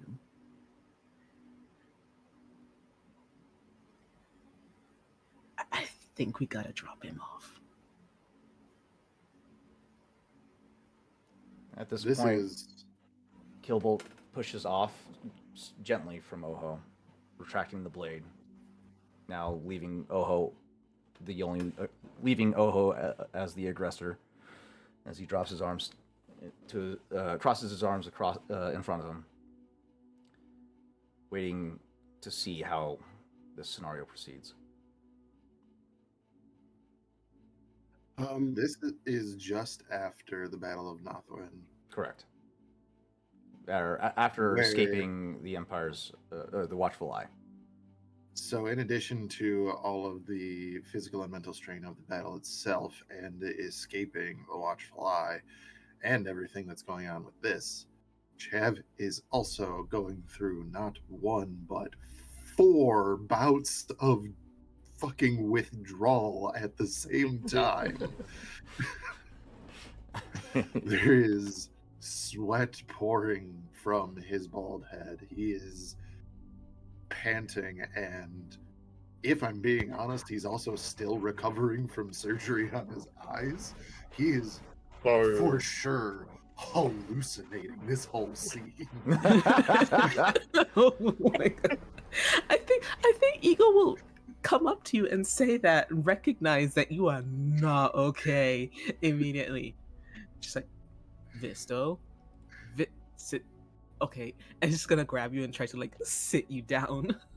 We're in like the common area of the VCX, right? Yeah, I think so. Is there a console? Yes. Chad would like to use that console. Okay. I would like to begin scoping out nearby planets. Easy enough. All right, Kesh, go ahead. Looking between Killbolt and Oho, knowing that this individual set this entire crew to him, there's information there that Kesh actually wants, for once. Looks at Oho, knowing full well that Oho could probably get to Killbolt quicker than Kesh can get to Oho, and knowing that Roll could probably kill cash before he even tries.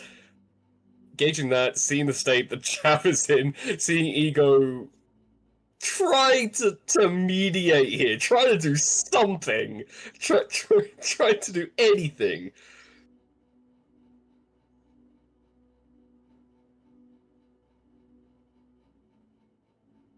I think Oho asks Chav,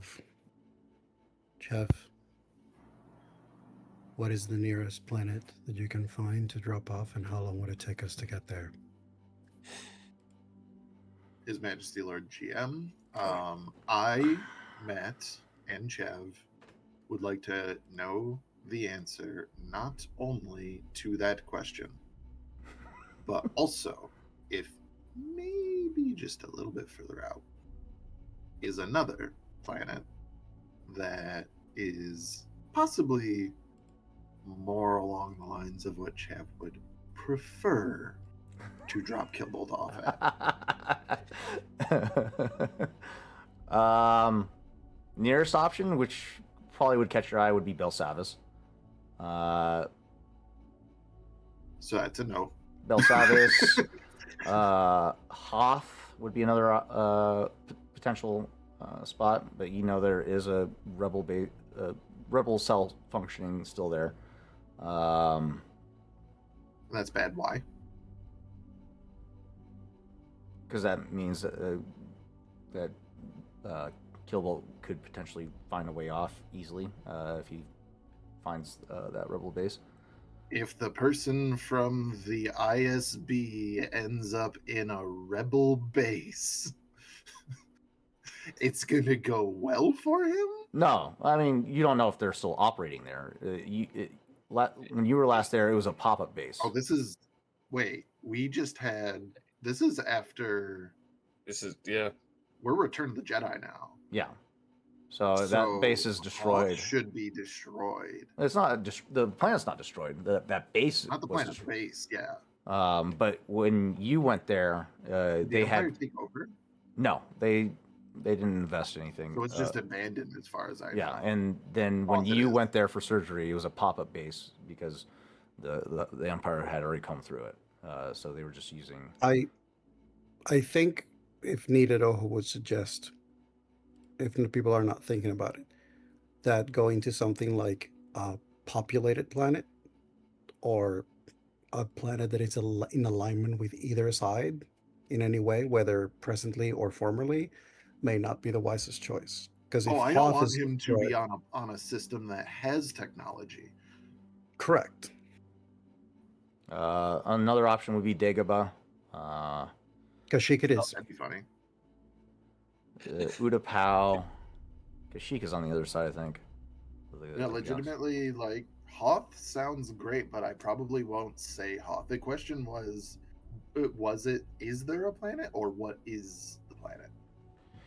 There's plenty of planets around you. You guys are currently. I'm asking Victor, what was the question, so that now that I have the information, Chav can respond. He would have asked basically like, what is a planet that we can drop him off, and how long it would take to get there. I feel like he trusts Chav enough to not have to express further detail in that. Then Chav will say, and I quote, closest planet is Belsavis. Oh, so tempting. Mhm. So tempting. Something not as populated or risky. Do we want him off the ship? Yes.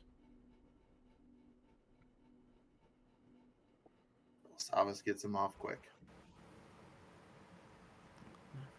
Hoth is nice this time of year. What is the next closest planet? This is where Matt would say, "Oh, roll some kind of insight check, or like vigilance or something like that." But since we're being narrative, and also, the king of micro gestures, Chev doesn't want to say that there's a better option. Also noticing this. he's going to, while still looking at Chav, just basically states, we're going to find a planet to drop him off. And between now and the time that it takes to get there, he is going to give me every little bit of information he possesses. And he gets off the ship only and only if when I feel the information is worth the chance.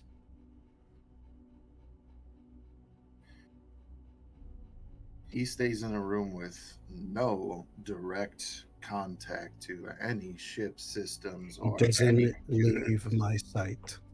He also does not leave Oho's sight. As far as I'm concerned, he sits crisscross applesauce in the middle of the goddamn floor. Fine by me. His hands perfectly visible. Sorry. Until we get where we're going. And all I'm asking is 5 minutes.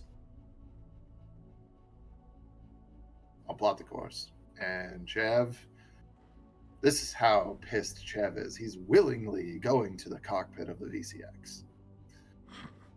And he's going to start plotting a course for Hoth. Interesting. Killbolt, there's an expression of slight surprise.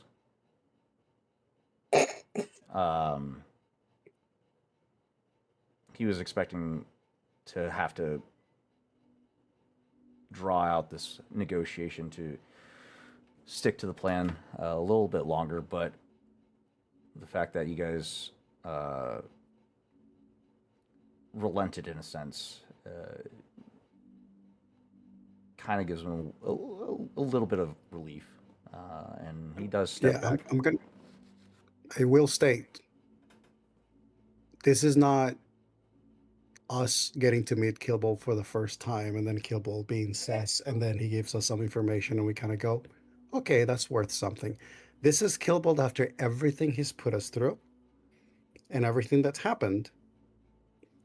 So the information value, like if this was a thing of like, oh, I used to sell you this for like 1,000 credits, this is 2 million credits now.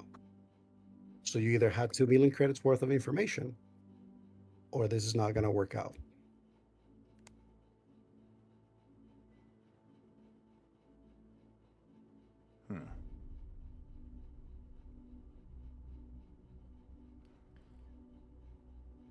Are we going to let Kesh get his questions in? He's to travel. Yeah, because there's time to travel and the questions could potentially reveal even more information. So at this point, he is the singing, you know, Canary. Canary in the the dog. singing canary. Like this is sing monkey sing for Killbolt right now. Arms crossed behind his back and a military relaxation stance. It's Kesh, you would recognize this as a parade rest. He's bound. There's no way I'm not binding his arms. Sure. Do you want to get off the ship? To be fair, Kesh says very coldly, logically you have one blade and you are made entirely of metal. It would take one of us to make an EMP to fry every circuit in your body less than an hour. Which, by Mars, there are 4 of us, and 3 of them really want to maim you in several different ways. So think about this logically and accept the binding before we decide to do this a little bit less friendly, because if we go sailing out this ship, we take you with us. And even in your metal suit, you can't survive out in space. With that, Chav just loudly from the cockpit going to Muse. Hey, how many of those what? Oh, we lost you in the middle of that sentence, buddy.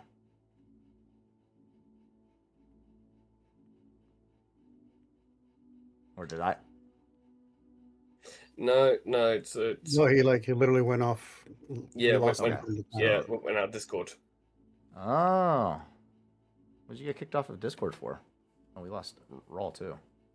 Mm-hmm. You know, the look was more of amusement. Humorous. It, yeah, it was more amusement. He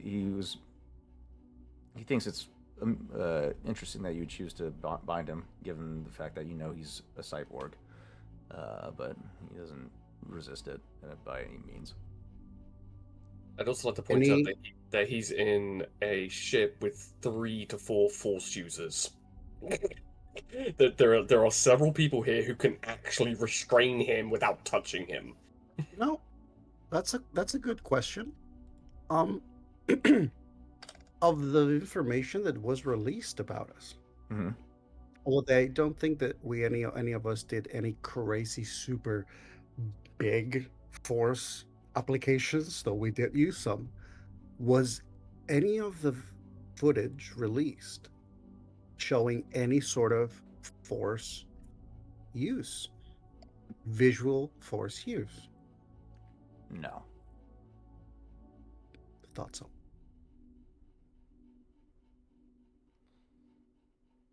So if he's humoring us in this moment,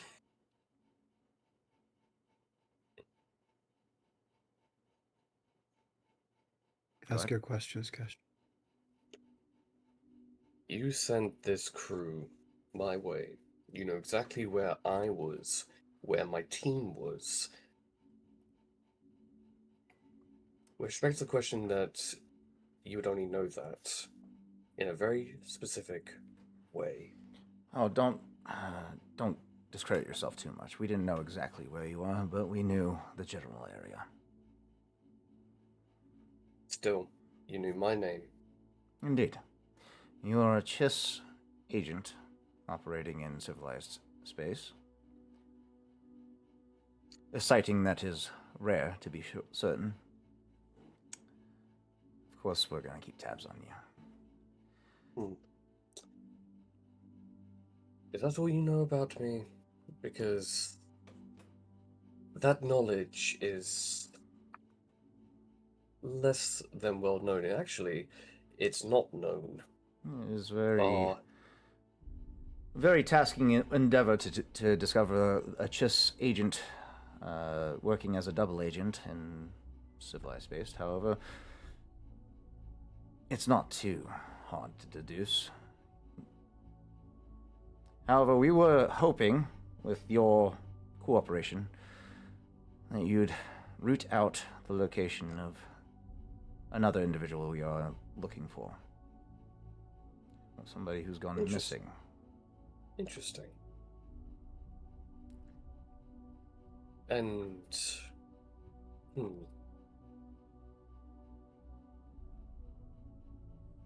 Tarzan, for full transparency, I'm going through our messages because I think you messaged something about this.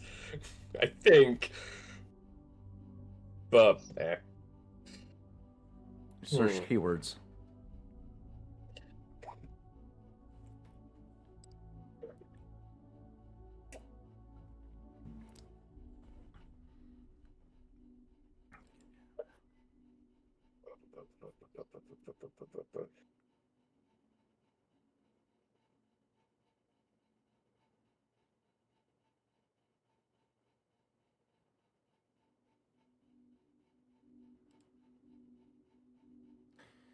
Kesh recalls Core Atlas describing him at least a little bit.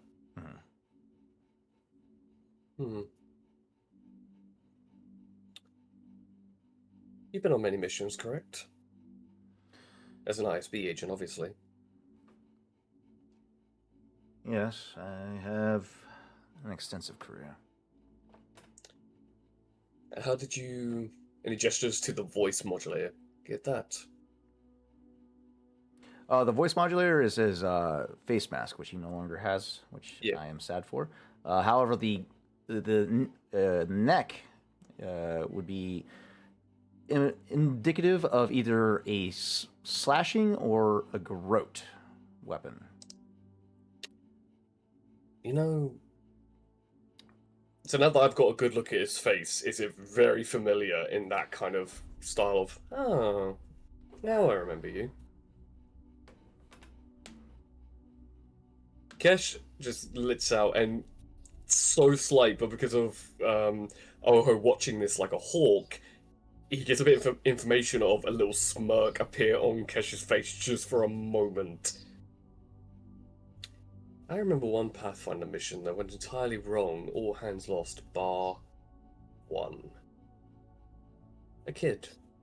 Plucky, a little bit maybe too fanatic in his stature. Bullheaded. As far as I'm concerned, he got his entire team killed. Quad amputee, lost one eye, and effectively blind in his other, gesturing to his eyes in this moment. It's been a long time. How has the mighty fallen to the rats of the gutters? From freedom to oppression? Oh, you mistaken my career. I was a double agent. Takes one to know one. Indeed. And no, it wasn't my doing. It was the staging of their own deaths that led to the destruction of my squad. As he turns his head to Oho and Rawl. I was a byproduct of their escape attempt.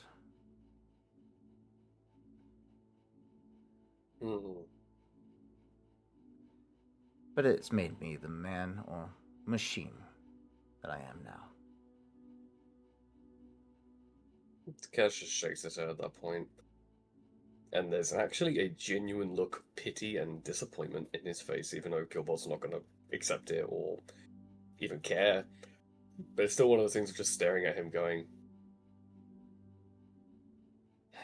such wasted potential on such a short-sighted authoritarian regime.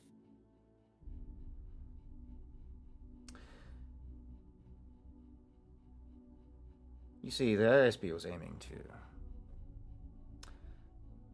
reformat, if you will. The Emperor is very callous when it comes to disposing of lives. So we sought to fix that within the ISB. And my former squad mates, again, pointed stare at Oho and Rawl. I assessed them to be the more probable likeliness of success on such an endeavor. I must admit, my decision to include them might have some bias, but knowing their capabilities and withholding some information from the ISB about their abilities has proven to be beneficial in the end. Because had they known, we wouldn't have successfully escaped the watchful eye. Kesh's demeanor goes cold, as in like pragmatic cold.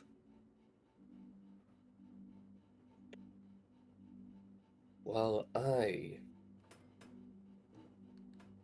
choose to live the life that I lead, and my reasons out here are my own, you, on the other hand, fell short. Do you honestly believe that your bureau of paranoid, backstabbing cutthroats that make the Rebel Alliance look like a bunch of ballerinas dancing to a chorus could even remotely crack the amber that is solidified around the Empire. And on top of that, and Kesh gauges in his head, our time's up. And just stands up and then just goes straight to the cockpit where Chaff is, leaving Oho with Killbolt to get any answers and information he needs. Kesh is happy, he got his information. Now he's done.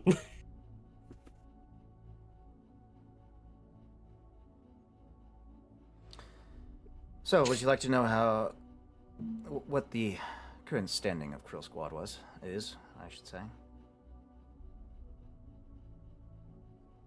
Kesh stops in that moment and just turns his head slightly. Oh, he was talking to Oho. Ah, Sorry. fair enough. No, go ahead. Your former Nexu Prowlers.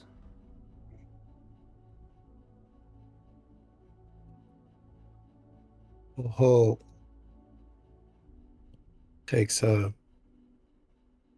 recording device, activates it. I'm sure that there is a possibility that you could potentially remove whatever information goes into this thing. I will take my time to make sure that before we let you go, whatever I record remains recorded. If the recorder goes away, so does your head. Is that understood? I have no inclination to deprive you of any information. However, I do need to maintain my value to the rebels, so information will be limited. But I will give you what you need. The value that you have to retain right now is to me. The rebels, sure, they need information. They could very well make a good use of many things that you have in your head. But before I can care about any of that, I need to believe that the information that you have is going to be sufficient enough for me to ensure the protection of me and my brother and the crew. Afraid of the rebels, are you? No, I'm just tired. Aren't we all? So, what is it you would like to know?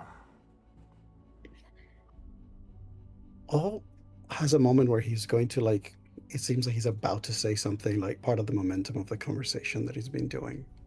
And then he pauses, his mind thinking about a little bit about what the conversation he just had with Kesh was.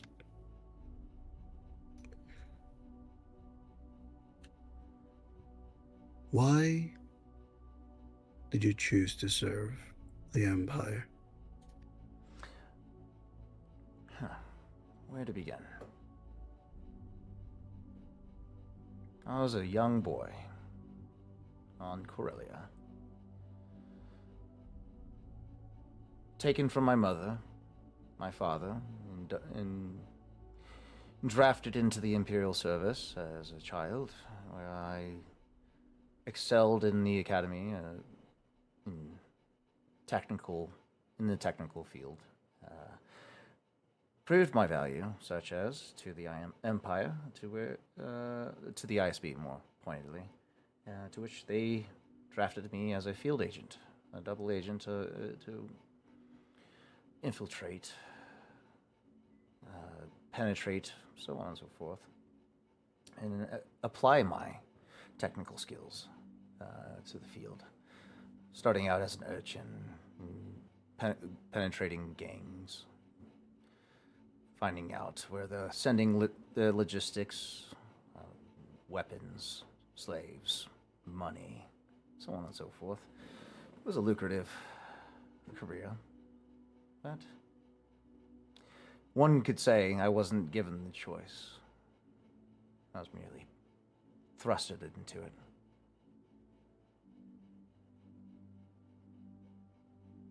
What do you fight for now, then? That is the conundrum. The one thing that I've been fighting for all of my life has branded me a traitor and cast me aside. So what do I fight for? I fight for survival. I fight to return the galaxy to what it was. Peaceful. Thriving. A beacon of justice to those that suffer injustices every day. Order.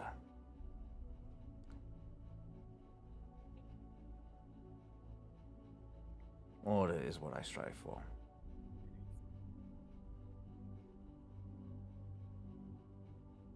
If that were true, you wouldn't have brought us into this, my brother and I. Sacrifices must be made in order to achieve the overall goal. No, I'm not talking about the sacrifice. I'm talking about making it personal. Do you think that you can seek the order of a galaxy when you hold a grudge? That is the big difference between you and I, Kilbold. My brother and I never intended to pretend to be a beacon for any, nor the Empire ISB, the rebels. We fought for the person next to us, each other. Because we understand the fact that we, like most of this galaxy, are broken. And those who believe that they have wisdom enough or self-control enough to lead an entire galaxy tend usually to be the ones who have no idea how the galaxy works. You talk about order, yet your survival, which could have led you to a new start, led you down a path that was always marked with the memory of my brother and I. That is not order. That's petty. Oh, you mistake my bias, or grudge, I should say, as a weakness. I merely chose you because I see the capabilities that you had. I know what you are. And I willingly withheld that information from the ISB. You see, the vision of justice and order that the Empire currently holds doesn't hold weight, if you will. They seek to subjugate and lower other species. Like your friend Ego, or Chav for that matter. Chiss. I seek equality.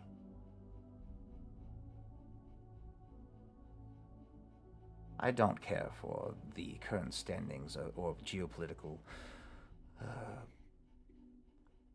problems that the Empire currently holds. I want order. I want justice. According to whom? According to me. The Emperor doesn't Indeed. see the value of a collective empire. He sees value in only a human empire. Why do you think Twi'leks and the Qualish and the Nikto, the Hutts, all these species of aliens that suffer injustices all across the galaxy? It's because he chose to allow it to happen.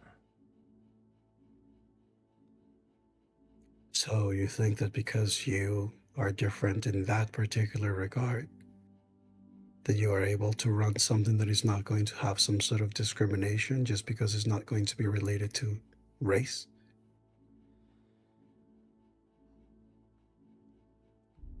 I merely seek to put everyone on equal footing.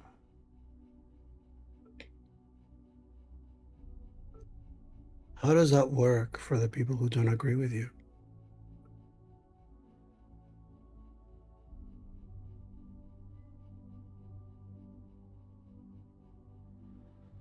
A lot of people don't agree with me. And But so what happens to them? there are obstacles to be removed. Tell me, you really think humans are superior to every race out there? No. Just as I don't believe that you are superior enough to believe or know that you are the right person to lead any sort of ideal Oh, I'm not the future. one trying to lead anything. I'm just merely placing the stones. And removing the ones that don't fit. Exactly.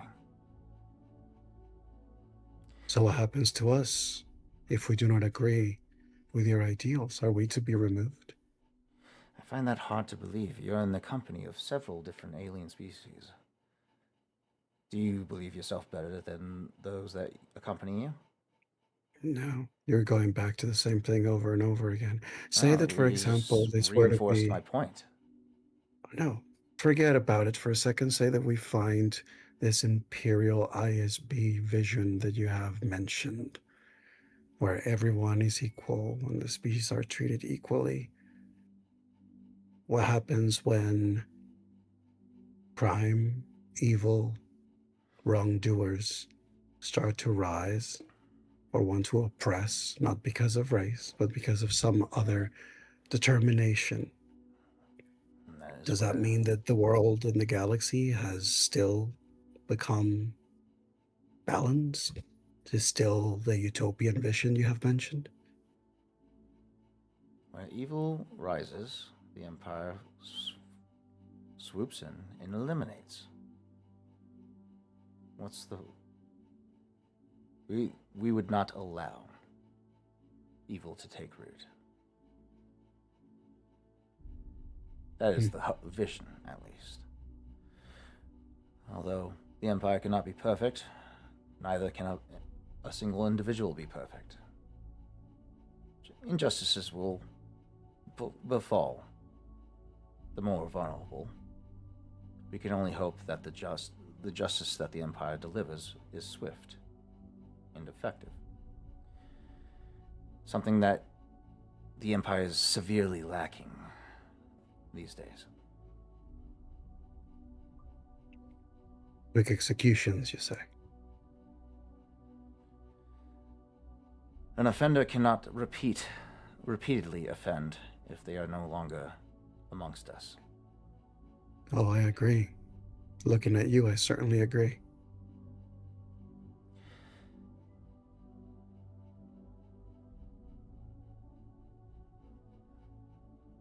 Any other questions? Yes. Or are we going to continue to have theological debates?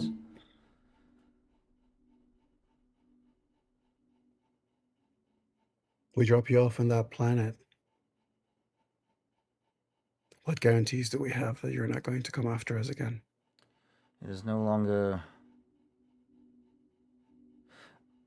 Well, firstly, I wasn't coming after you. I was just merely protecting my assets. There was no intention of killing you. Doesn't matter. You used information that we took a long time to get rid of, to hold us hostage to your desires and your missions.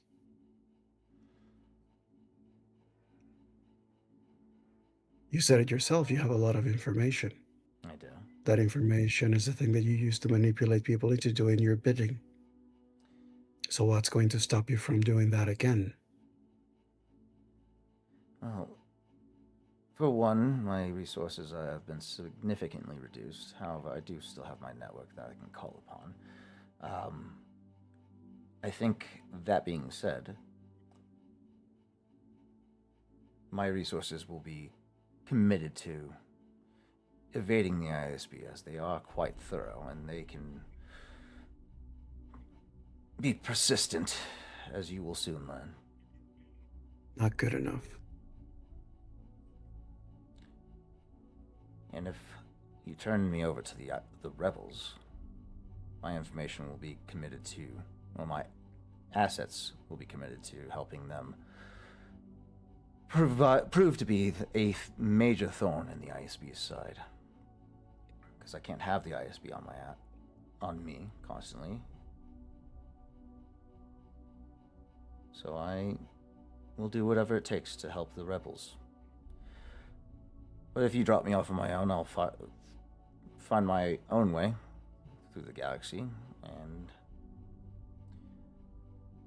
I'll make sure you'll be able to reach me should you need me. Still not good enough. You want to save your friends? Yes. Then I think that's good enough. No. Sure, you can help the rebels with your information. Use the rest to keep yourself out of trouble. That still doesn't give us anything tangible, not to us, not to this crew. And what tangible information could I give you? You're the mastermind, Killbolt. Oh, I was not You're the the one. mastermind. I was Watcher. If I was a mastermind, I would have been in the Watcher's position. I'm merely a handler. Do we know this Watcher? Watcher 7, the guy that you were trying to crawl towards? What information do you have on him? He is a ambitious man.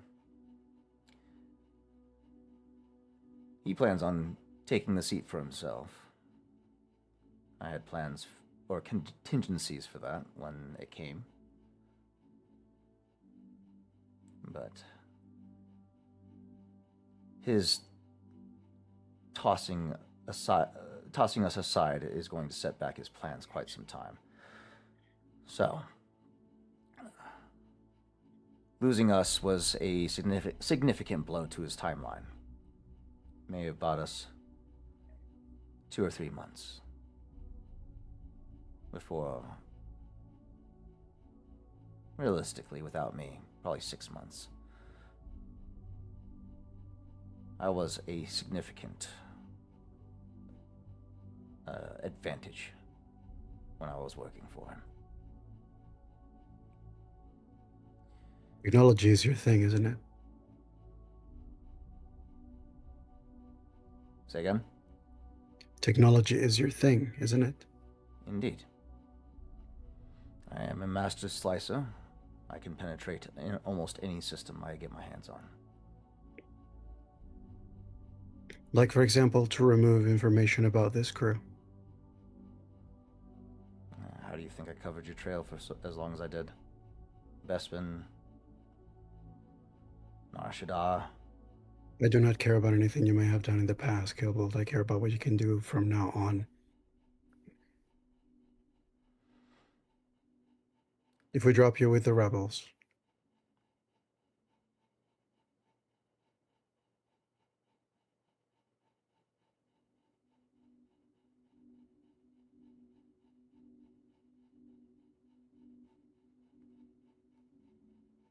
I need whatever tools you can provide that will allow us to navigate whatever comes next. Whatever resources, safe houses, tech, people of interest. I want it all. You understand?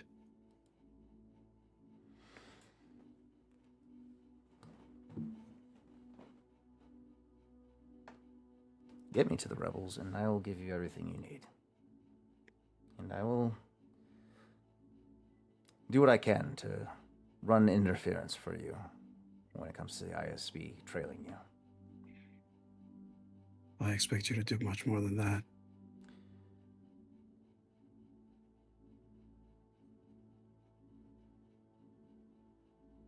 I want you to understand something, Gilbolt.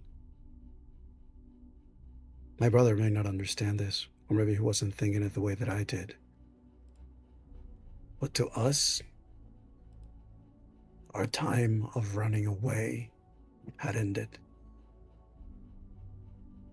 He may not know it, but I was building for us. Saving. Taking my time until we could find some place where we could find and buy a farm in some remote planet, disappear, actually attempt to live the way some people live. You took that away from me. You took that away from my brother. You stole possibility.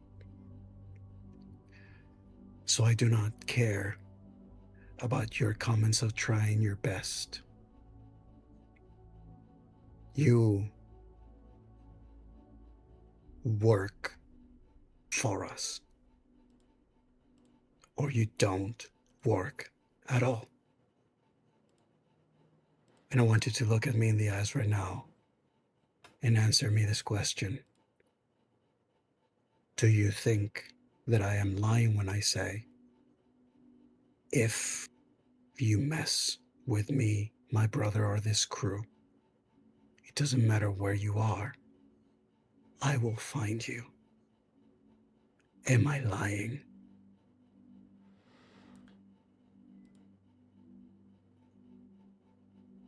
Never doubted you for a second.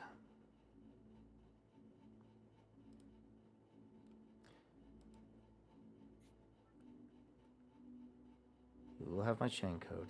You'll be able to reach me whenever you need to. In the meantime, I need to make calls, as I have people outside waiting, and I need to reestablish my network that I had sleeping for situations like this, where the Empire betrayed me. I had planned for it. I was hoping it would be longer down the road from now, but that is the hand we are dealt. I shall arrange it, so long as you understand that every conversation will be heard by me as well. It's more of a transmission of coordinates. I was going to let them know where I was going to be so they could pick me up.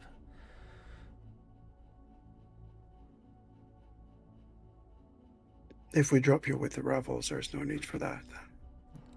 That's fair enough, but they would still need to know where I'm at, so I can... You would like this individual. She's a very skilled individual as well. She actually assisted in our escape of the Watchful Eye. I'm sure once the rebels deem you trustworthy enough for you to make contact, you will.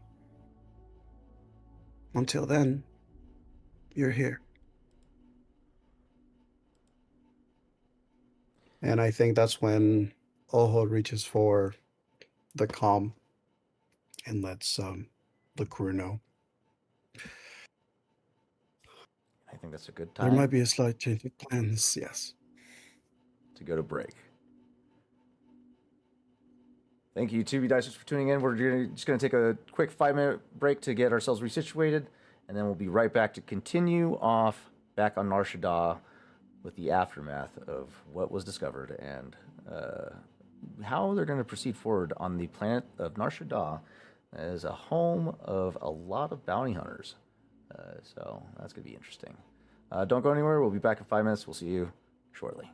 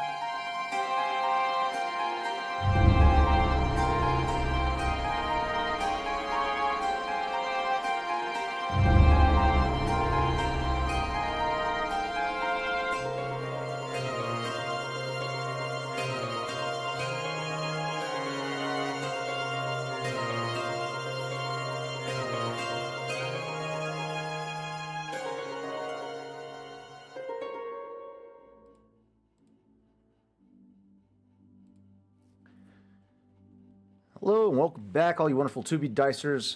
Let's go ahead and... Oh, wait. You know what I forgot to do? I forgot to do announcements. And did we get Matt back? Let's go check that real quick. No, we still didn't get Matt back. Oh, boy. We're raw. What's going on with those guys? That being said, announcements. We still haven't locked in Dimensional Dial of Dr. Diego yet. Be on the lookout for that. We are still trying to. We're still actively trying to get that locked in. Who else? My Frontiers of Ebron is on a hiatus until. Give me 1 second. No. I think he said June.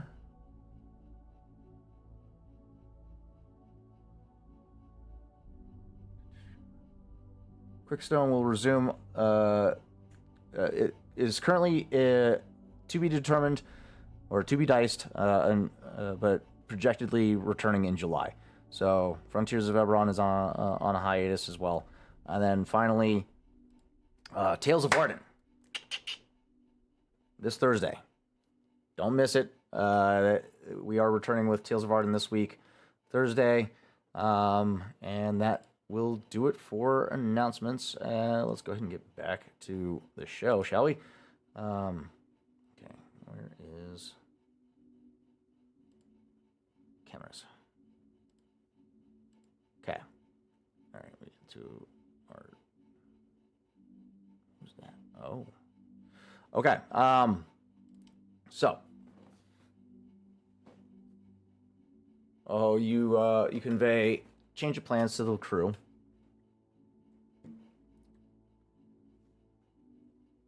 And before you're, not before you leave, because I believe you said you're not leaving the room.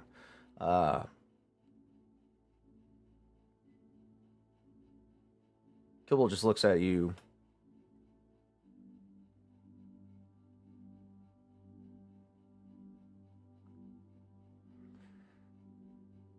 With a slight smirk on his face. And the name is Bordeaux. Kilbolt is when I was an ISB agent, and I am no longer an agent of the ISB, apparently.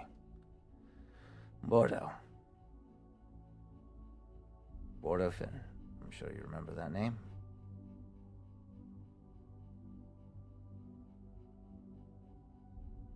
Do I remember that name? As one of the members of Krill Squad. Which one? The technician. He was the youngest member of the group.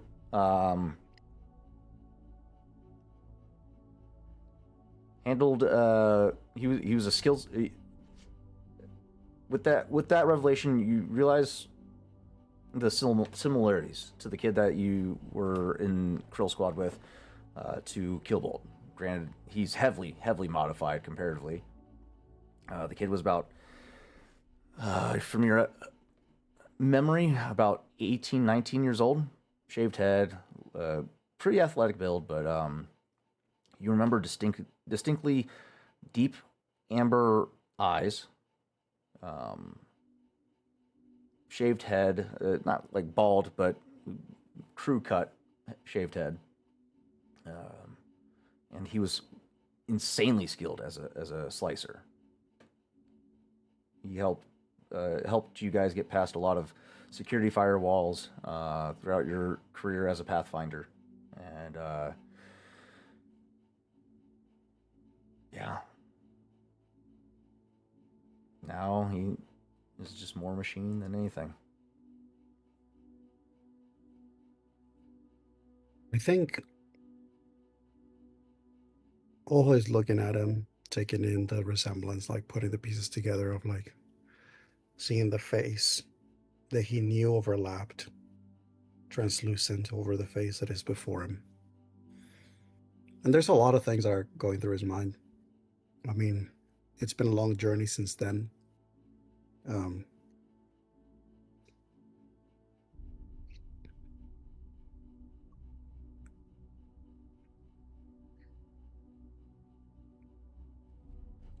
For what it's worth.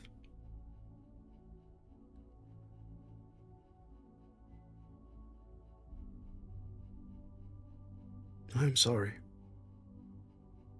Don't be. These, as he shifts his arms, these augmentations only serve to make me better at my craft.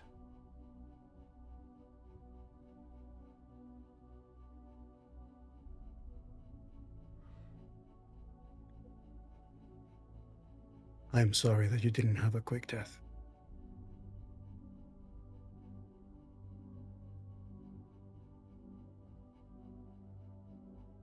Ah, damn.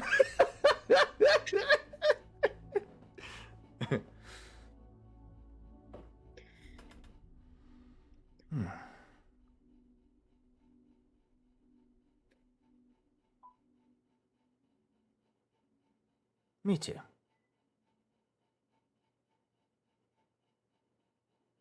You said he mentioned that there was people from the crew that are still alive. Am I From Krill correct? Squad? No. Yeah. He Oh, hasn't okay. said anything about Krill Squad yet. He offered to tell you about them, That's- but you didn't. That's what inquire. would come next, or probably just be the rest of the crew.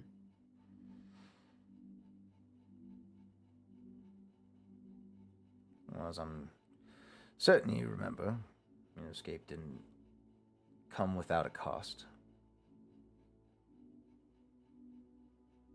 Albeit indirectly.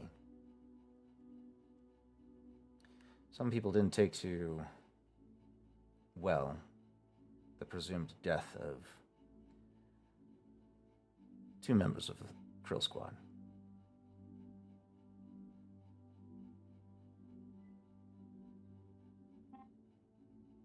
The rest alive.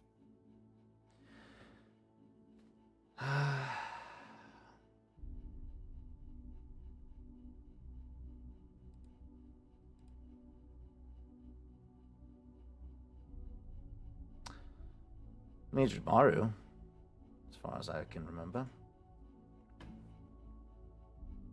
Mel's wife and daughter.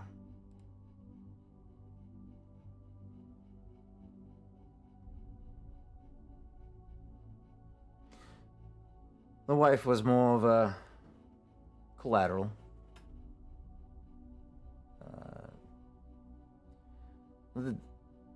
The daughter took your presumed deaths a little harder than most the rest of the crew. I'm sure you know why.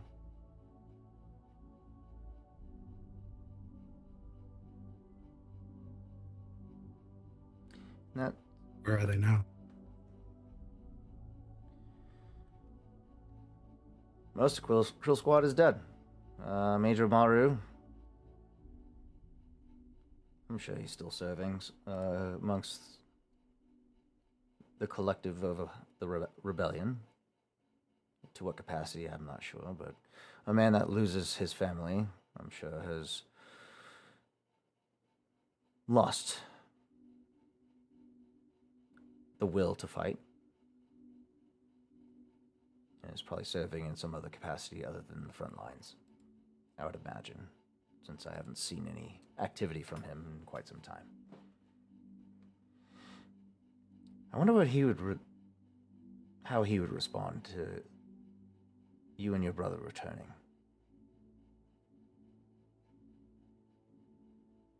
Is this yet another threat you're going to hang over our heads? No, this is just a question I'm posing onto you. Something that you should probably consider now that you're re-emerging. Another reason you should probably stick to the deal. I'm not afraid of consequence. I hope if anybody's willing to put their lives on the line, they're willing to suffer the consequences of their actions. But I merely tell you this just to strengthen the situation, that you should probably keep me alive to help keep you in good standing with the rebellion.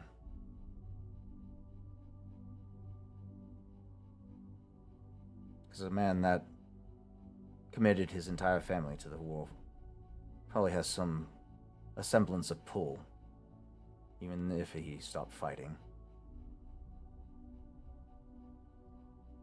And you're going to need leverage against him.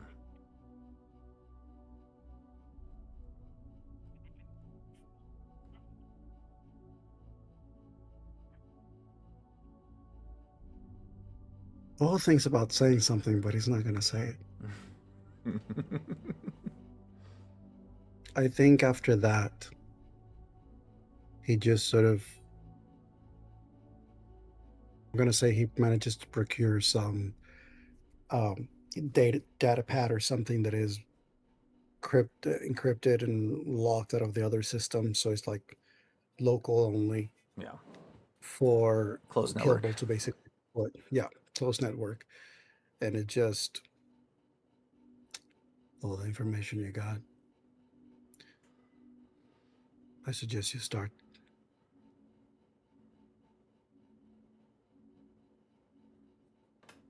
And that's basically like he goes silent. He stays in the room. He stays mostly eyes on Killbolt. But at this point, he's just wanting him to do as much as all hopes will be useful for the crew. And I think to an extent, he's also still debating what to do. Yeah. He starts detailing some of the locations of the prisons holding high-value prisoners to the war effort. A lot of big names. Some of them you recognize, others not so much, but you figure that they're probably going to hold some type of weight to the rebellion for him to bring it up. Some names that do draw your attention, like you mentioned before, Grisard Gandhi being held out in prison in often wild space territory.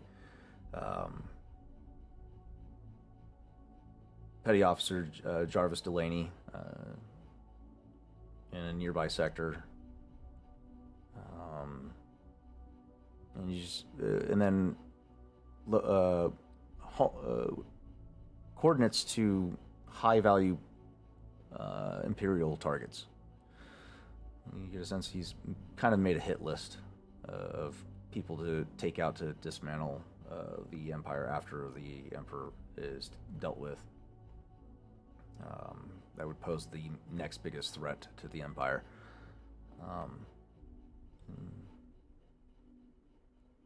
You get a sense that not all of it's complete, as he's trying to hold. He's guarding some information with his life, so as to maintain his value to both the rebellion and you guys. Because if you get all the information, what's to keep him alive at that point? But yeah, he gives you leads that you need. I'm going to say also for the sake of time and to expedite also, from a mechanical standpoint, part of the request of we need more than just like a couple of intel is requesting all this information and all the tools that Kibble has in his possession to be passed down to us, so that there are certain things that become easier for us to achieve as we navigate this new world, be it related to hacking, information, anything tech related.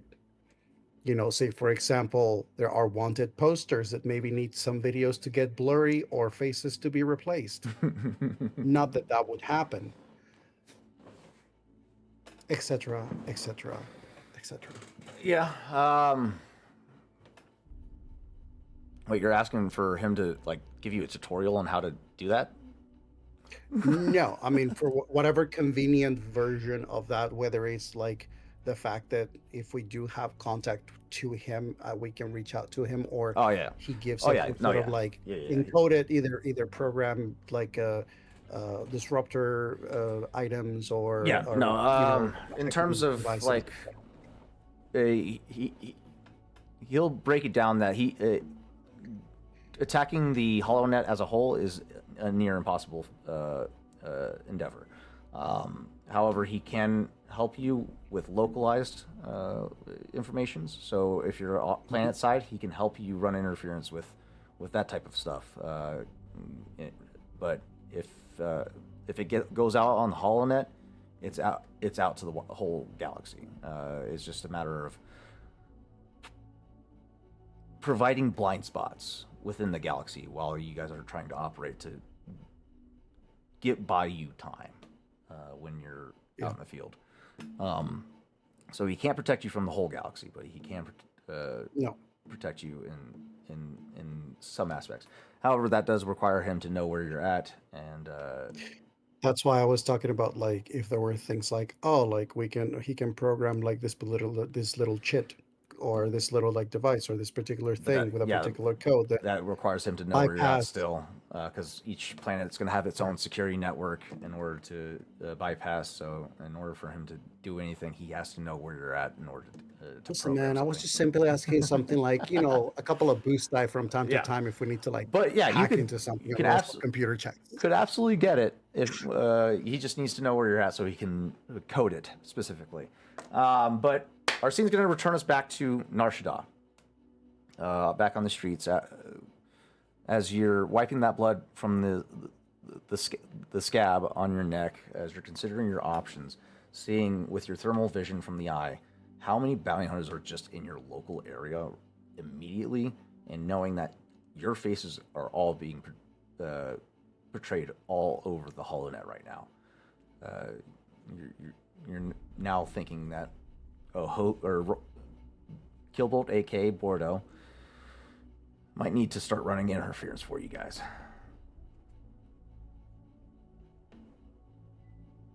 I think this is one of those moments where, like, we're talking about the critical condition of our position with all these people and the bounties and stuff, and I think it's sort of like he who shall not be named kind of situation where Oho just looks at the group and says, we could attempt to ask for our new old contact for some assistance with the HoloNet, at least while we're here. That requires him knowing. I think at present, of all the evil choices and all the bad choices we have, it's a lesser of many.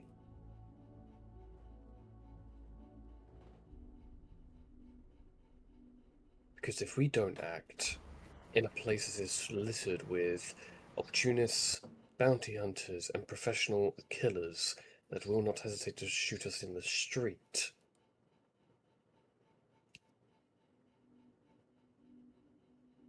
it's a blind shot. But it's one that is giving us the best chance of survival. I think he takes a moment to look at the others. I'm hardly built for hiding.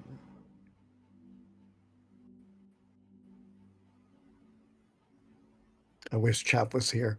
I know he is, but I wish Matt was here because I would love to get the reaction from Matt of being like, hey, we're kind of asking Killbolt for some help. Oh no.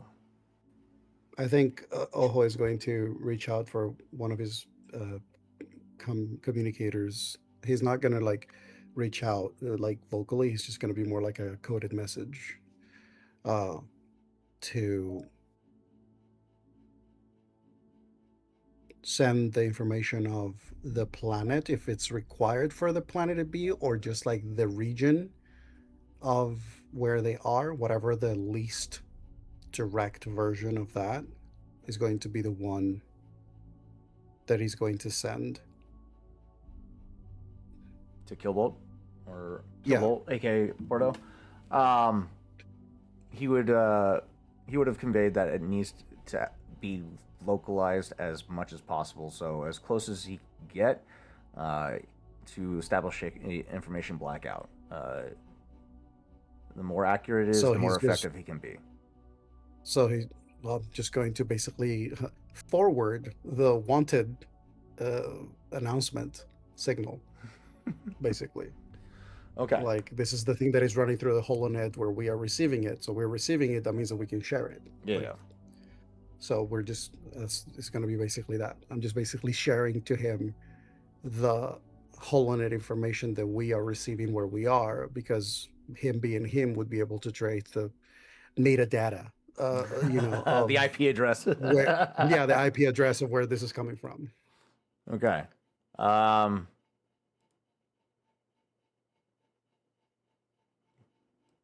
Let's see.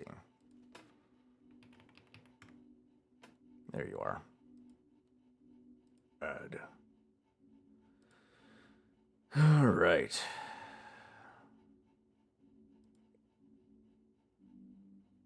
This is going to be a daunting, formidable difficulty. Challenge of 2. You're trying to black out information on not only the HoloNet, but now that anybody that has that information saved, he's got to hit run interference on those devices too. However, now he has his small network of assets. That's going to give him a boost die.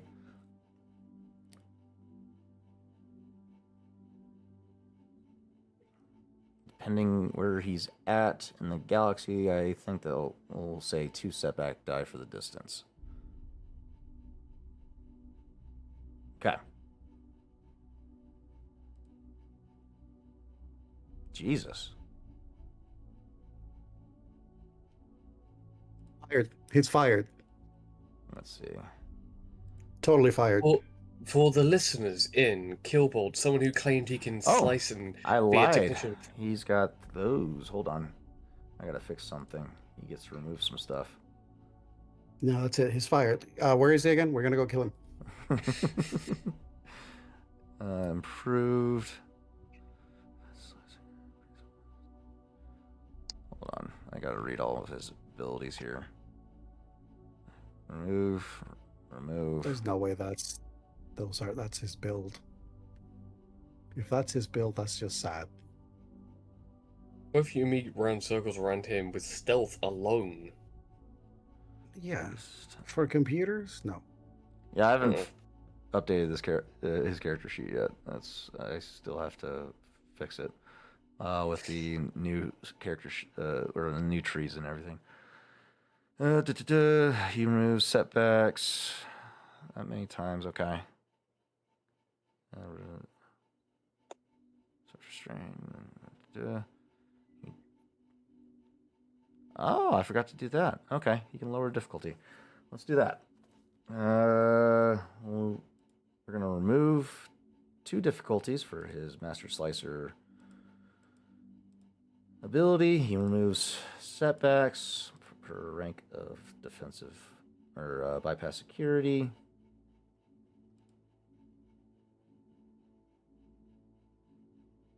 And I think that fixes it.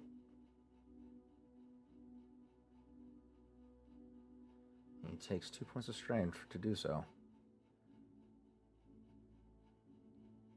Better. Yes.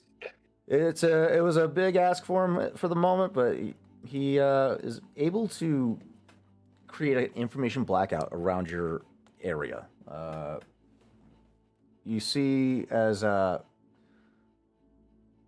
with the thermal imagery, you're able to see some of the bounty hunters start to freak out, trying to. They're smacking around their holo display to try and get it to, like a TV that blacks out with static, and your immediate solution is to slap the side of the TV to get it to realign or something like that. They're doing that. Like, come, give me the photos. I need the photos. And it takes about 5 minutes after conveying the information to where everyone all at once starts reacting in a very similar fashion. And you see, quickly he's able to black out the information around you in the localized area. It buys you some time. It's not a permanent fix, but it is a localized one. Would Kesh be able to gauge? Would Kesh be able to gauge just by just an overall an estimate of how long we might have before all the HoloNet resets itself? For this area, or for this scale of interference, when it comes to slicing networks, you got about maybe 10 minutes before the security software will force or will close that breach in the network, and he's gonna have to find another way to pierce that firewall. Okay, so going with that, literally Kesh just does a gauge as Oho is looking around, and as everyone's here. We have approximately 10 minutes to get out of this area before our associate has to find another route to keep the hollow blackout going. Which I guarantee he may give us an extra 5 minutes if he's feeling generous. 2.5 if he's trying to save his own neck.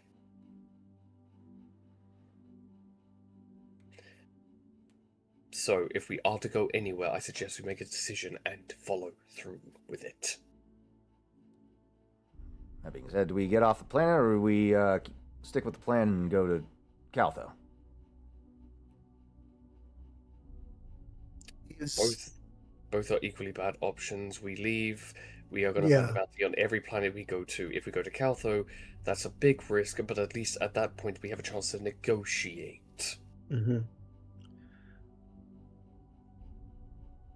So, canonically, is Dove with us, or is No. Dove in another mission? Dove took off to help Vulcan reunite with his son.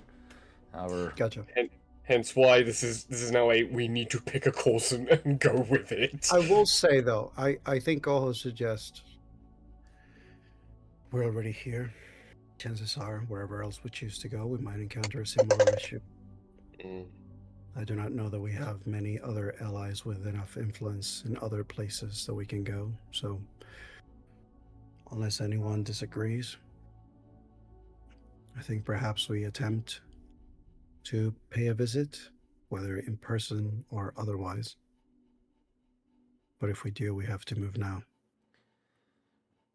As I said, we have approximately 8 minutes and 20 seconds, so I suggest we make haste. I'm more inclined to make an out-of-person appearance, as negotiating with a massive price tag over your head is not a ideal business decision. I agree. As do I. But what other choices do we have? We can disappear into the slums of Nal Hut and live out the rest of our days terrified that a bounty hunter is going to put a blaster to our head. I deliver a communicator.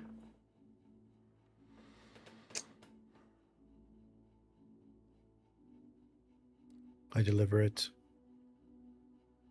Return. We communicate with them through it. Try to get a better understanding of where they might stand. Understanding that they may try to lie to get us closer. But seeing if we can get any information or anything valuable. After all, in part, we are accounting with some of the information that we have provided before.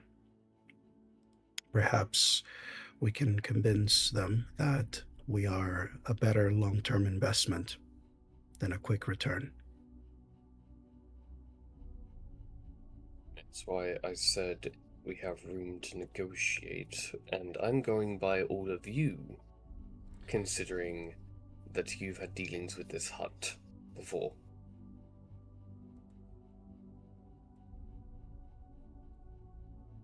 I mean, So, we made him a lot of money, so that's one thing. Do we all have an agreement? I attempt to drop a communicator for us to speak to him separately. I mean, we could do that in a flyby. We could. But the VCX is a very quick draw attention to everything. That How far are we from his spot? from the palace. You guys are only like a 5-minute walk away at this point. You guys have a long walk back to the spaceport. It's quicker. It's quicker for Oho just to go. To be completely honest, it's quicker for him to I go. agree. I absolutely agree.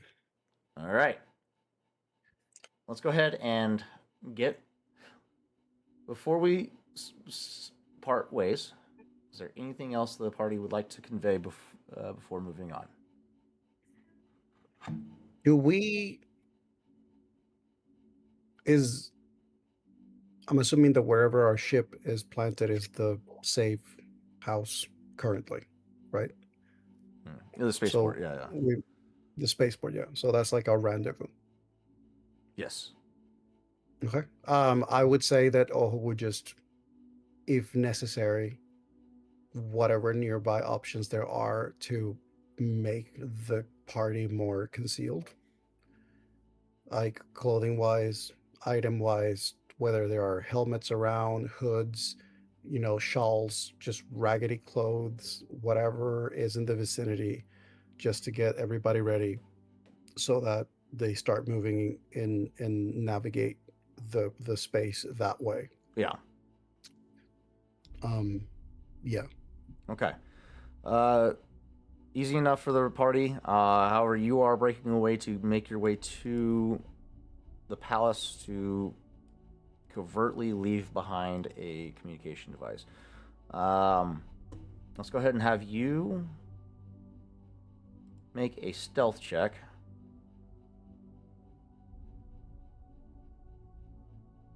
Let's go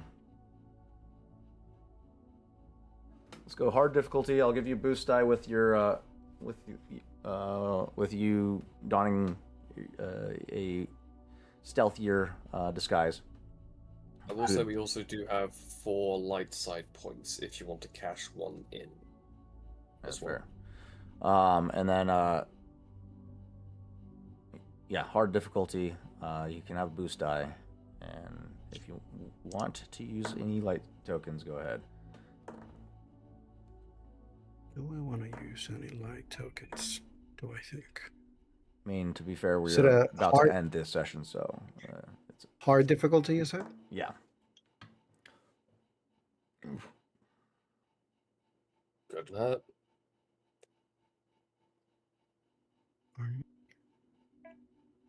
Sorry, I'm just making sure that my stats are correct, because is this not coming through?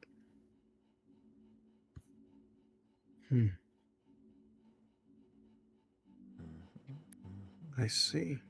So this doesn't have... Sorry, I just realized that... I'll fix that later. Just came to a realization that one of the trees, that like the automated trees, one of the abilities is not adding the thing that it should be adding. So I'm getting a boost die from you, and then I have another boost die that goes from one of my abilities. So that should be hard difficulty. Yes. Perfect. Still got it. Still got it. He is. All right. Oho, you make your way through the crowd toward closing the rest of the distance towards the Palace of the Hutt Council, while the rest of the crew makes their way back to the spaceport to start preparing for departure. Barely able to reconcile with the events that transpired just 2 weeks before you're already quick on the move again, once again, with the Empire nipping at your heels. Not sure whether or not you can trust the Hutts to negotiate in person, therefore trying to establish a communications from a distance. You guys go about continuing this line of inquiry to hopefully appeal to Caltho to honor the favors that you're calling upon.